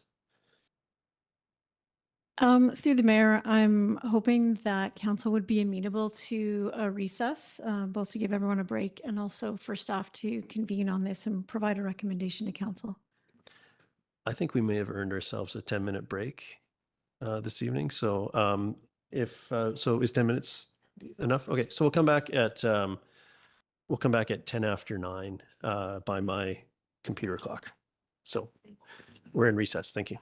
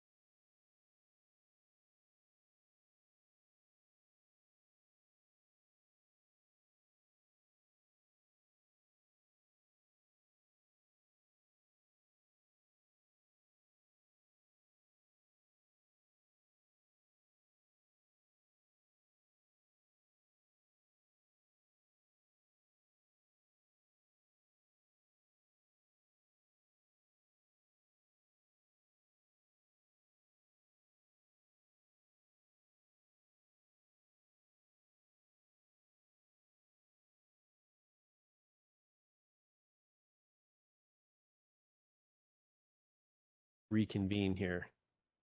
Okay, so we are back. I'll turn my video on. So we're back from recess, and staff requested some time to formulate a plan or a suggestion, a recommendation for council. So who would like to report back? I am the lucky winner. Staff have taken into consideration everything we've heard this evening and the questions from Mayor Herford here. And we are proposing that there's 2 amendments to the motion this evening.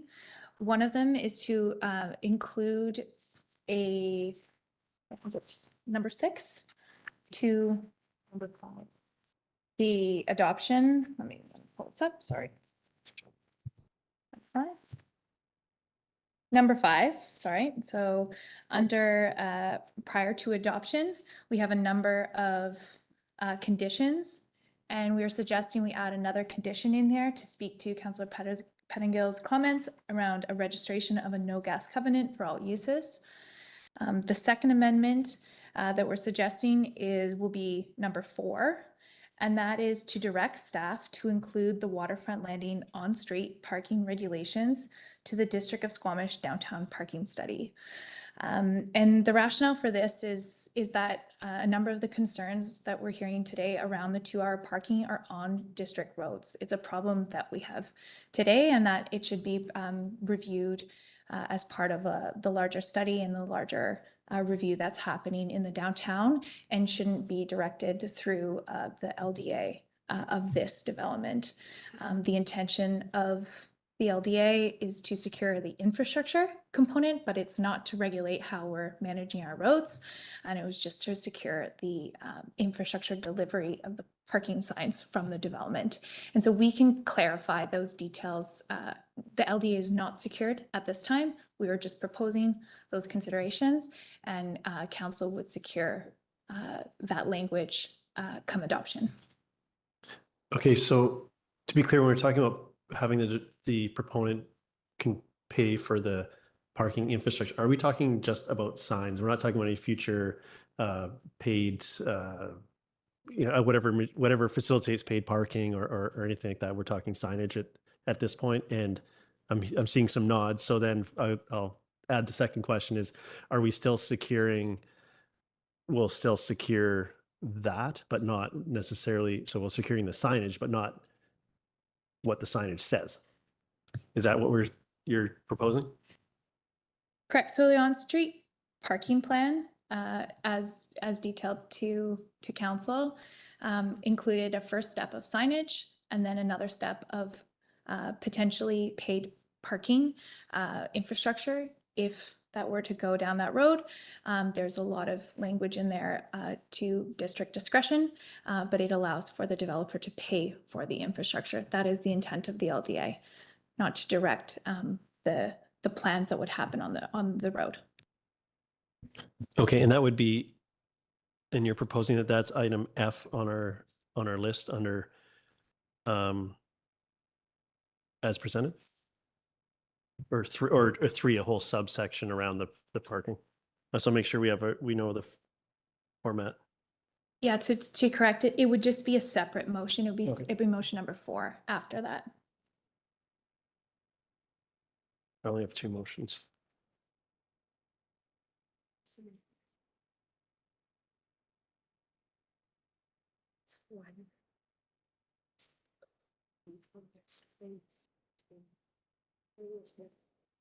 Oh, 3 is no gas. Oh, okay, not in the letter. Yeah, thank you.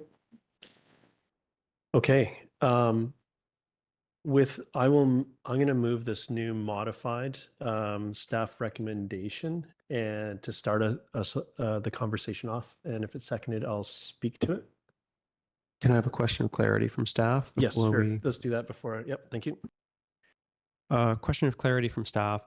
What is the current scope of the downtown paid parking study? Is it limited to downtown, or does it currently extend to the possibility of including paid permit parking throughout a wider fraction of Squamish?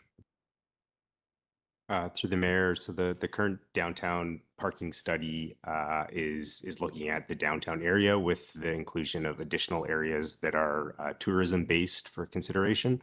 There hasn't been direction, so this would be additional scope to extend it beyond the kind of downtown peninsula south of the railway. Follow-up question, has that study been put out to tender? Would it, for example, would a change of scope imply a significant change to existing contracts, or are we still at the point where we can change the scope of that project? Through the mayor, so we're working with an existing consultant. There's data that's presented in this study, and so these are largely policy recommendations and regulation considerations. So it likely would require a scope change, but it's not a drastic change, and it's considering something that's kind of in the same realm. Okay.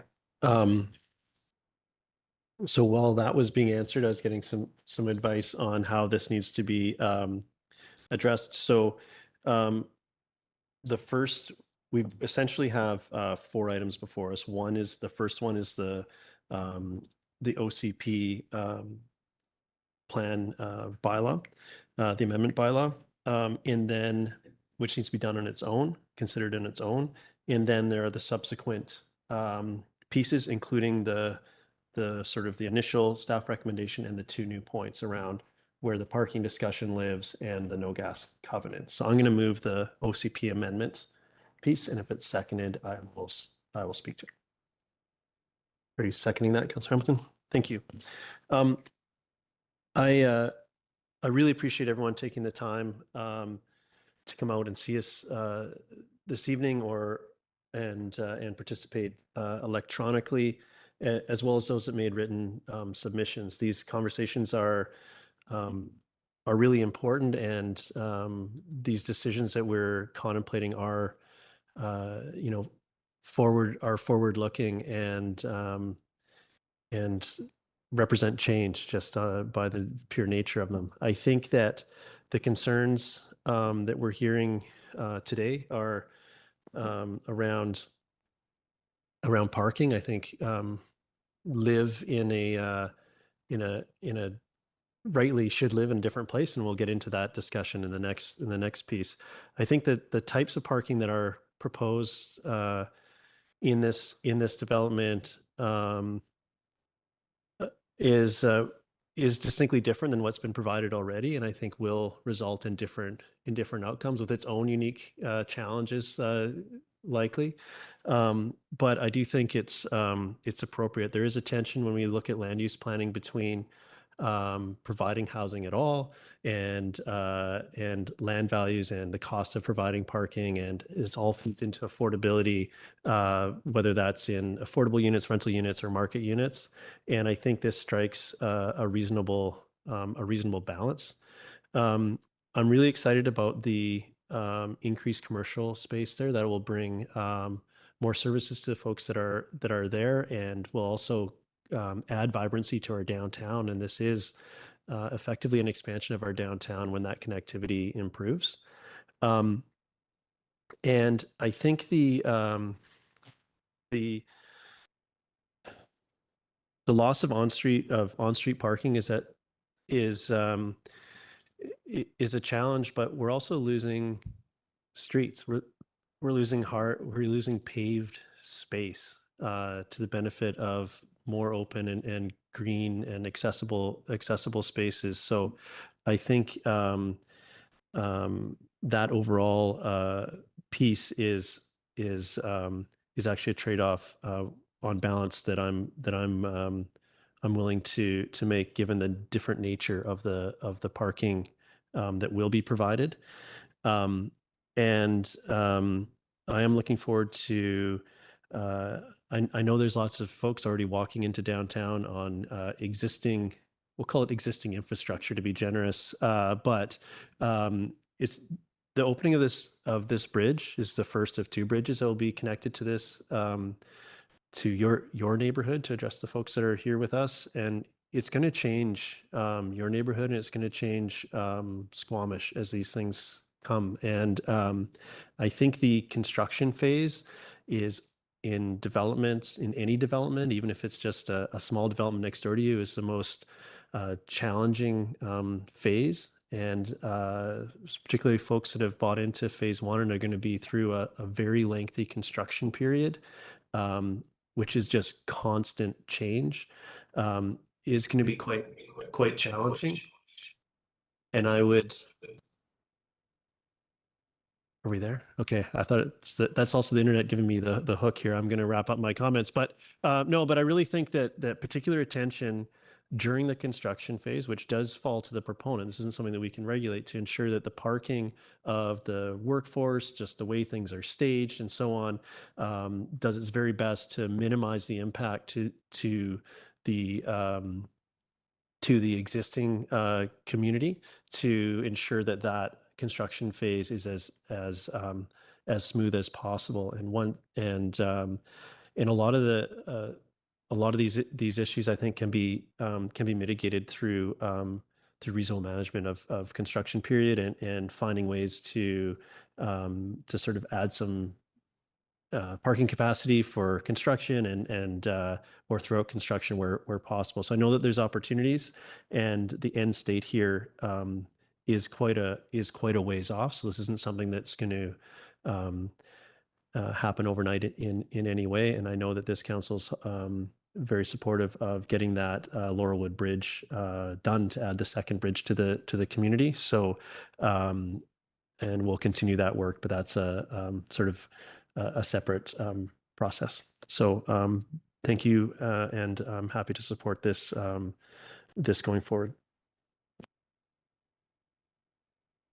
Yeah, I'm going to save most of my comments probably for the next topic, but I just did want to address a couple of things. I think I am pleased with this amendment. There are a number of challenges which have come up quite quickly on many communities, and I see this as a very robust plan and some good changes that really try to make some meaningful changes to address challenges we're facing in Squamish and beyond Squamish. I did have some questions, and I think it came in some of the feedback to some perception that there is an unfair focus for some of this change on this neighborhood, and you know, how is that fair? And I think one thing that's important to recognize that as a municipal government, we're often working with very tools that feel inadequate or clumsy for the things we'd like to achieve. And one of the realities, for better for worse, is that it's easier to make changes or to do things differently in newer neighborhoods. I realize this is part of an established overall development, but it's sort of new buildings in a place where there aren't buildings yet. And so for better for worse, we have more leeway to make some of the change that we need to make going forward. And I think the reality is, for the foreseeable future in local government, that's where you will see the change happen first, where there's sort of new development as opposed to an existing home and trying to change what's happening at an existing home or an existing apartment building. So I want to recognize there is more change happening here than in some other existing places, and that is a reality that we face of local government. And I do appreciate there are a few people here that recognize the challenge we face as a council, and I think we do understand, even when we make decisions that not everyone likes, that our decisions impact people in different ways, and it's not positive always for everyone, and we're trying to balance all of this. And I thank the people that do understand that, and I'm sorry for the cases where we can't give everyone the outcome they would like. But overall, I think this is a strong update to the area plan. Thank you. Thank you. Other comments on the OCP piece? We will have another few motions or another pieces to discuss as well. So go ahead, Councillor Anderson. And then was that a full hand up, Councillor Hamilton? Yeah. Thank you, Mayor Herford. There's two themes I'll address here. I'm an old timer. I worked at the sawmill that was at that site. When that land use transition was proposed, it was a great sacrifice. We lost some very valuable employment land asset for that. and there are major trade-offs made. So the first version of the sub-area plan for the waterfront landing site, as it was known at that time, involved higher density than what we're looking at today. And when the change was made by the second to last council, 2017 outcome, that was controversial. And I'm sorry that that over this 15-year period, people are caught between these different visions that change over time. And I was on one side or another, and I didn't follow it along agreeably the whole way myself as an observer. And it's tough, but these visions have changed. And we are one of these councils that have been involved in those changes. I think that we have to remember, and we should keep this in mind ongoing, is that the original sub-area plan was in response to a community vision of dealing with downtown revitalization.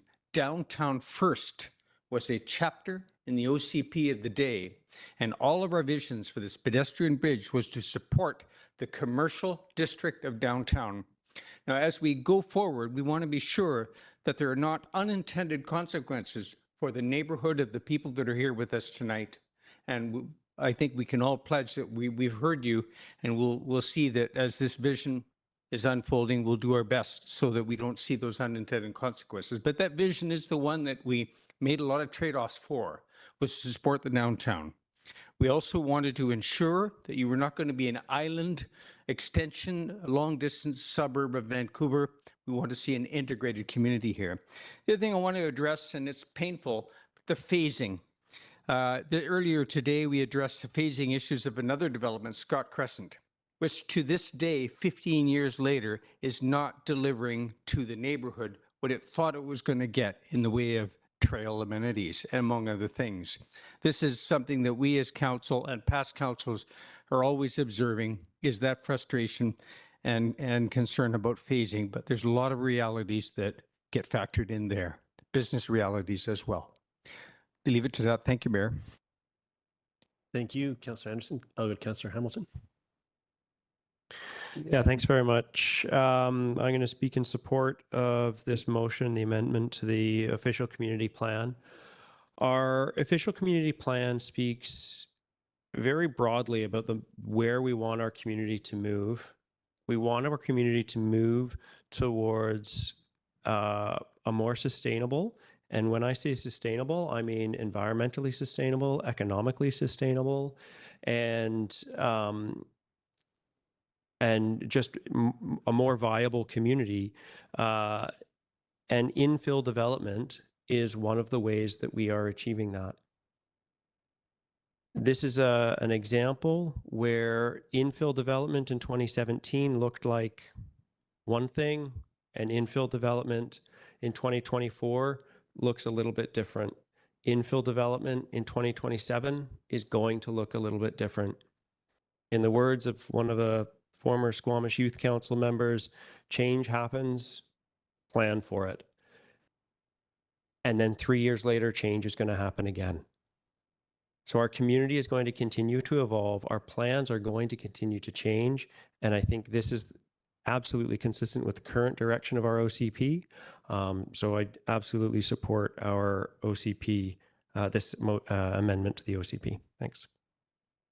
Okay. No other comments on this, so I'll call the vote on the OCP piece, and then we'll deal with the next pieces. So all in favor? Any opposed? Councillor Greenlaw opposes. Motion carries. Thank you.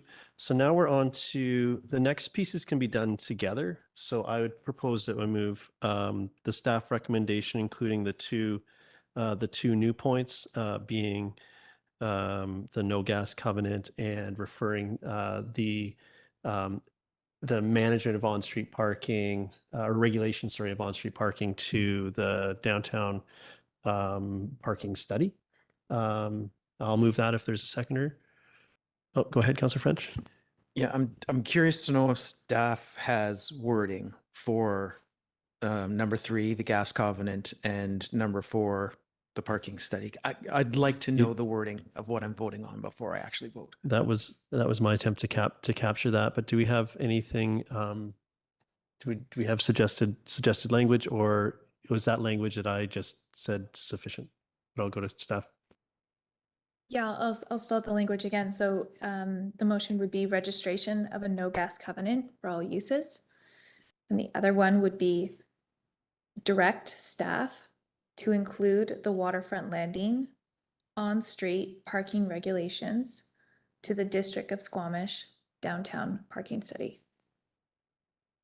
That's what I said. Mover second that. Yes, you can wherever. second that. That's what I said. And then, Okay. and I'll speak to it. Okay. I will, in my first comment, my comments are from the OCP piece from this stand, but I do think that in particular to the parking piece, I think this is a appropriate place for that discussion to happen is in the context of our downtown regulations, because whatever happens downtown will undoubtedly affect what happens in this area of the community, and that needs to be done in a thoughtful and coordinated way. And we did hear some great suggestions from the community, which was around, what role can residency permitting play, and how does this all work? And I think those are the exact questions that we're aiming to have addressed in the downtown work. So I think that's the appropriate place for the details of that. And I want to say that I'm really excited about I already spoke about the commercial space, which I think will really add some vibrancy and to the area, and some services for everyone. And the rental piece is really quite impactful. So I'm looking forward to realizing that we have needs across our housing, the full spectrum of housing, from heavily subsidized units to below market units to rental, and into the various housing forms and some of which are included in this. So I'm really happy to see this. I think will have a meaningful impact on the rental piece, and I'm happy to see that happening earlier in the equation. So thank you for that, and I'll be voting in support of the motion. I've got Councillor French next, and then Councillor Greenlaw. Thanks. Thanks, Mayor. And I first want to thank all the people who spoke, particularly those who were vulnerable tonight. It really takes something to share the level of vulnerability that we heard this evening in this room under these circumstances. I never would have guessed before this public hearing that I'd hear how parking concerns are impacting family planning for a couple who want to become first-time parents. That's vulnerability. I appreciate that the honesty and the rawness that we heard tonight, and also in some of the written submissions that were provided earlier. So for those who spoke and wrote, I particularly want you to know that you've been heard. And I appreciated the solutions that were brought tonight. It's one thing to come to an event like this and gripe and complain about something like parking, but I heard over and over ideas for how it can be dealt with. And it's great to have that level of participation from the people who are going to be impacted by what is planned into the future. And in regards to where we've landed with the parking issue, I think this is the best possible solution that we've hit upon tonight to address the concerns that have been heard and move things forward. Thank you. Councillor Greenlaw. Yeah, I won't be supporting the motion. I do agree with the no gas covenant inclusion and the inclusion of this community in the downtown parking scope. And I think that they would be a great candidate to roll out a permit system to help protect some of the parking for current residents. Hopefully by the time this community is complete, the province will have finally provided some regional transit to help alleviate some of the strain. It seems to me like this is yet another uncomfortable position that the province is putting us in: densify, grow, and reduce parking while the province subsidizes fossil fuel industry while refusing to provide regional transit and meaningful affordable housing, all of which increases our overall dependency on cars and makes life for our community members increasingly uncomfortable. Earlier today, we discussed housing needs in the community, and a number of us expressed concerns about balanced growth and maintaining livability in our neighborhoods. My lived experience in Squamish is that it is very difficult, especially for young families, to live in Squamish with one car, let alone none, given our lack of regional transit. I do have concerns about the overall livability of this community with increases in units and decreases in parking spaces if this is realized. And this entire conversation around parking or lack thereof makes me concerned about the accessibility of our parks and waterfront public assets that this development is bringing to the non-residents, for like the accessibility for non-residents of this neighborhood.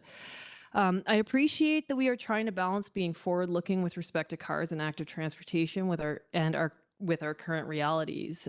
To one of the speaker's points, we're very much a middle town in that respect, in my mind. But as it's been pointed out by Mr. Fitchin, parking can be built and converted to some other public amenity in the future, when it's no longer needed. I also have some concerns about the residents who feel that they are sold one home and will ultimately end up with another. On that note, one of the residents asked about a shadow study, and just so you know, there is one provided in the publicly accessible development review page that you can access through the district page, and if you need help finding that, email me. Thanks. Thank you. Councillor Hamilton, or maybe actually we'll go to Anderson. We'll come back around this way. Thank you, Mayor. Firstly, on the no gas covenant issue, I think we need to keep in mind that we need to think more broadly about what green building is. And it's not only operational energy use, it's how we build. That is the materials we use, the embodied carbon involved, and the resiliency, the design of the buildings. Are they going to last? Are they going to be adaptive? How are we going to recycle them in the end? So I have to make that speech once again. I think there's too much emphasis, and narrow emphasis, on the issue of a no gas covenant, but I support it. The other issue I'd like to also speak more broadly on, and that is the downtown paid parking study. I heard a little bit of Mr. McMurtry referred to it as a downtown parking study. It's not. It's a downtown paid parking study, and there's another strategy, a downtown parking strategy that's more broad, and it also includes facilities, parkades, other strategies for including flexible solutions that we can adapt in future. As per Spencer Fitchin and my colleague, Councillor Greenlaw, I'm in favor of us thinking about adaptive parking solutions that we can transition out of as and when we can. So more broadly, as my theme here, I think we should be looking at parking facilities in the downtown, across the pond from Sea and Sky, in the downtown entrance area, where we will also be considering a transit hub. On the side of near the overpass, there's actually a railway corridor designed for a rail hub. It's set aside in plans since 30, 40 years ago, and it's still there. Are we going to have rail in future? I don't know. Across the water, right next to the pedestrian bridge, was a ferry terminal for 20 years. We need to think broadly about the solutions, and we have to explore all of them in terms of regional transit. So I'm going to support the present motion, but I think we have to be thinking more broadly and look at how we can learn the lessons of this evening and apply them in other places in the community. I'm glad that we are taking this opportunity to listen to these concerns tonight, because it's just so timely for our transportation master plan. I think our people involved in that study among our staff have heard quite a bit tonight. I think it's probably been valuable for them. We should also encourage members of the public that they still have a few days to participate in providing input into that plan. And we can find that information easily on the district website. It's very important. A lot of what we heard tonight is so relevant, more broadly, for the longer term, elsewhere in the community, in that transportation master plan. Thank you. Thank you. Go ahead. Thanks very much. And thank you to everybody that came out. It is absolutely difficult to speak, often difficult to speak your mind, particularly if you feel like you're not being heard. We do hear you. We do understand that parking is very difficult in your community. One of the pieces that I struggle with is, how do we as a district change our assumptions that there will be a parking space on the street if I don't have one in my driveway? And these are the assumptions that drive us to perhaps think that we can have more vehicles than we have space to park. In Vancouver, you probably wouldn't think of doing that. You'd want to make sure. And I think one of the important things that we can do to change that behavior is to really consider paid resident permit parking throughout the entire community. We hear about community parking issues in every neighborhood where there's any increased density proposed. And so I think this is a broad issue throughout all of Squamish. And I don't think that simply providing more parking is going to be the solution, because parking costs money and houses are expensive. If we put more parking spots, houses become more expensive. And that's the stark reality. If we put more on-street parking, your taxes increase.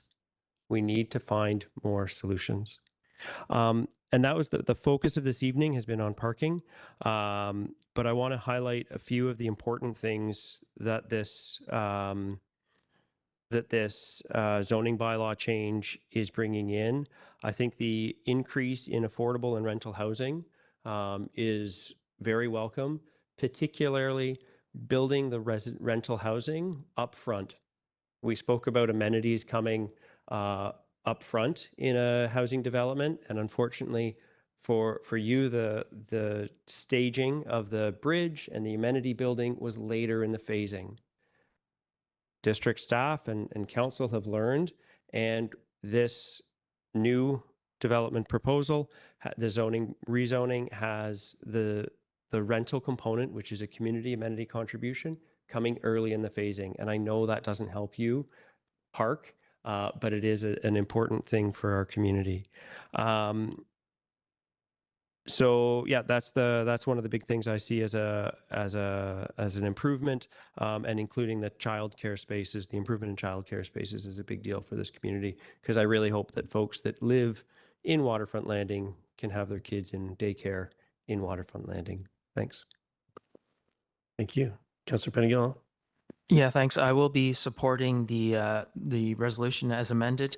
I'm glad to see the addition of rental, both market and non-market, and the childcare space, the amenity space. I think some of the changes around the environmental areas, park areas, and so on make a lot of sense, and I think they do improve the overall plan we have in place. I do want to touch on the parking piece, and I do feel like there's more discussion to be had here, which is why I'm glad for the change and the ability to discuss the implementation further and to connect it to the downtown, because I do see a connection there. However, I don't want to set unrealistic expectations, because I think it is important to preserve some level of public parking and not to assume we are going to turn over public parking for private parking. And I think, I'm not sure how we resolve that, but I think that is something that we are going to have to think about. And, something like 2-hour parking may be the thing that prevents people from, elsewhere using this as their parking lot long term. And so a lot of things to sort through there in the future, and we'll do that holistically, which I'm glad for. But more broadly on parking, we heard the discussion that since 2015, our vacancy rate has been below 1% or even at 0%. And we have a situation, fortunately, unfortunately, where so many people want to be here that they will move into places where there isn't parking for them. And then they say there's a parking problem. And I understand everybody wants to be here, and we could easily, many times over, there's a waiting list of people with large vehicles, many vehicles that want to live here and are doing everything they can to do so. When we do things that facilitate that, what that means is the employer who wants to have an employee that has lower rent here, they're competing against everyone who's employed in Vancouver, or could be, because everyone can commute from Vancouver now. they are competing against people with multiple vehicles. So the person that says, I can work in Squamish and I don't need a vehicle, they've got so much more competition. The price of a rental, the price of a home is so much higher. And so there are consequences. And when we look at the direction where we say we need to go, there are consequences to these choices. And unfortunately, we aren't able to provide housing for everyone because so many people want to live here. And so we have to think smartly, and it's hard if you're not the person that the decision ultimately fits best. And so I think that's the challenge we are facing here. And I'm looking for, I think the other piece is, for the last 50 years, we have had parking minimums. So the opposite of the direction we're expected to go now, but 100% of the housing in Squamish to date, and even with this development, requires at least one parking spot. And so there has not been a single option for the person with no car to buy a home with no car. We just haven't allowed that. And so while I understand for people that have vehicles that haven't found a way to move away with vehicles that would like more choice, so far 100% of what we do have has been geared towards someone with at least one vehicle. There's not been a single thing built for someone with no vehicles. And I think that's the piece that we're trying to scrape out little corners. And as I spoke to earlier, unfortunately, it's going to come first and foremost in new development. And that's the thing we're trying to wade through as a community, as a council. And it's not easy, but that is the challenge we're faced with. So I thank everyone for having the discussion with us, and we're going to have a lot more discussion about it as we move forward as a community. Thank you. And with that, I'll call the question. All in favor and opposed? Councillor Greenlaw opposes. Motion carries. Thank you. Our next order of business is we're moving on to adoption of. Sorry. Yep. Go ahead, Councillor Hamilton. I'd like to test a motion if possible. It's related to our discussion, but not directly on that amendment. Yeah, go ahead. Thanks very much. The conversation about paid permit parking, I think it's a valuable conversation for us to have throughout all of Squamish, because we hear about these parking concerns in almost every single one of our neighborhoods.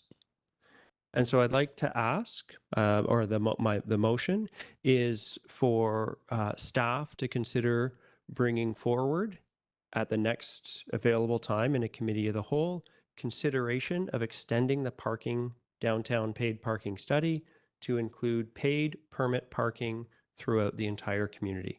For staff to consider it, not for us to do it. I'm going to ask a question, and we don't have, so we've got a motion, but it hasn't been seconded yet. The downtown, I see where you're going. When is the downtown that work meant to come to council next? We're aiming for a December 10th committee of the whole meeting to provide an update and recommendations of how to proceed.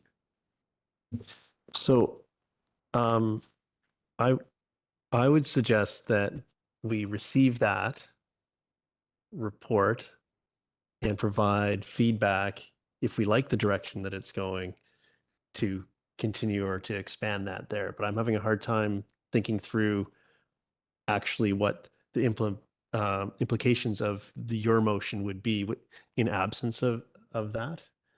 Does that, it's coming soon, and I think that given where the budget cycle is, and that our staffers have already put a marker on a December meeting, I think that that's likely the first place we're going to see it. So for that reason, I won't be seconding the motion, but I think we're going to get there. I just don't know that I would be more comfortable if we had that information before we expanded the scope of it. I see no one else looking to second, but would you like to comment on it? I'm going to shoot for a different motion then. That when staff comes back with the paid parking plan study, as it is, that they also communicate the how big a scope change? What is the impact of extending that study to all of downtown, to all of Squamish? What I don't want, I'll if somebody seconds it, I'll speak to it. Okay. Seeing as it's scoping the expansion to be better inform us at that meeting, I'll second the motion. Would you like to speak to it? Thanks. My effort here is to try to move this forward. I know that council time is limited, and I know that if we come to council and you present something to council and then we want to change the scope, it's going to be months before we can even consider changing the scope. So I want to try to get this forward in a timely manner so that council can make decisions in a timely manner. So hopefully we'll be able to understand a scope change and whether we would decide to make that change in the future. Okay, any other comments on this?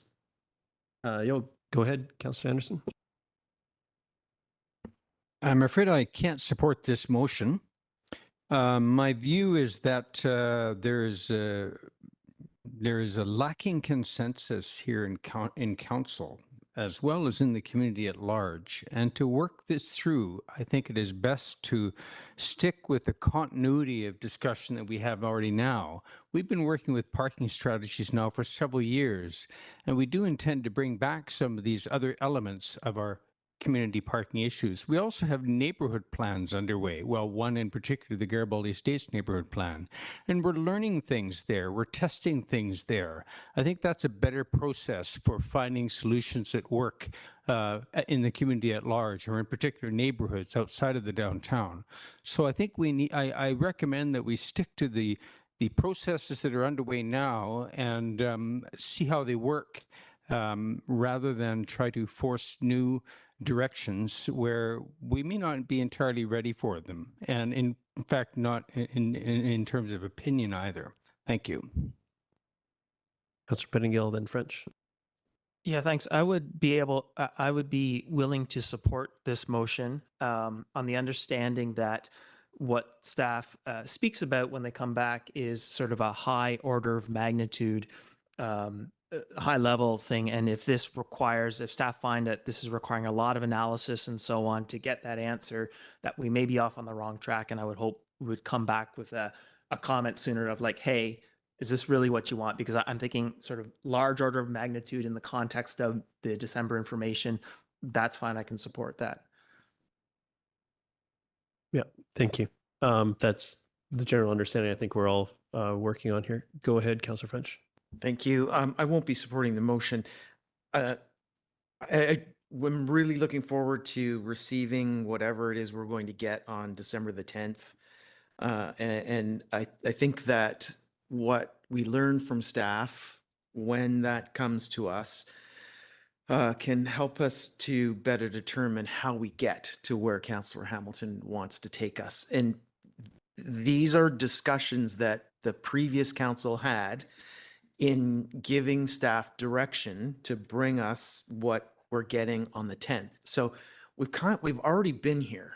Last term, we covered this ground, and where we landed was we wanted to focus on downtown and tourist-oriented opportunities for paid parking. So I'd like for us to be patient, receive the December 10th, and then move from there. Okay, thank you, Councillor Greenlaw.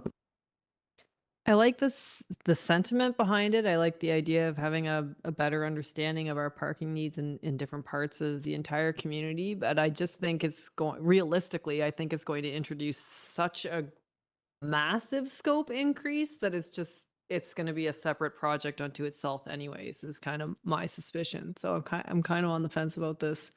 I'm going to wait till the last minute. Brief comment here as we're up against, we're going to need a motion to extend here shortly after this. So I'm just going to, my last comment on this is when we receive agendas and council's reviewing them, we always encourage the questions in advance. And I only really view this as an extremely long runway for the question that council is clearly going to have on that December 10th meeting. And that's what this is. So staff will be best equipped to speak to it there. So for that reason, I'll support it. I'll call the question. All in favor? And opposed? Tie. Motion fails. staff may be well advised to be prepared to speak to this topic because that question will come up in December 10th. I will reluctantly move a motion to extend as we approach 10 o'clock, seconded by Councillor Hamilton. All in favor? Any opposed? I think we're all kind of opposed, but yeah, thank you. Okay, so we'll move on now to adoption. District of Squamish Park Use Bylaw, number 1752, 2003 Amendment Bylaw, number 3101, 2024. And is our practice, we don't have a presentation for this. This is just the final step in a process. Moved by Councillor Hamilton, second by Councillor French. All in favor? Any opposed? Motion carries. Thank you. So council, we have we've needed to add a motion to close. So in order to do that, we need to make a motion that council waive notice of the closed portion of the September 10th, 2024 special business meeting pursuant to section 127 subset 4 of the community charter. So I will move that. Is there a seconder? Seconded by Councillor Pettingill. All in favor? Motion carries unanimously. Thank you. So we will now we will now recess, or no, take a motion to close. Councillor Hamilton and seconded by Councillor Anderson. All in favor? Motion carries. So we'll now recess and we'll reconvene. How much staff do we need? Can we go in there or do we need to give full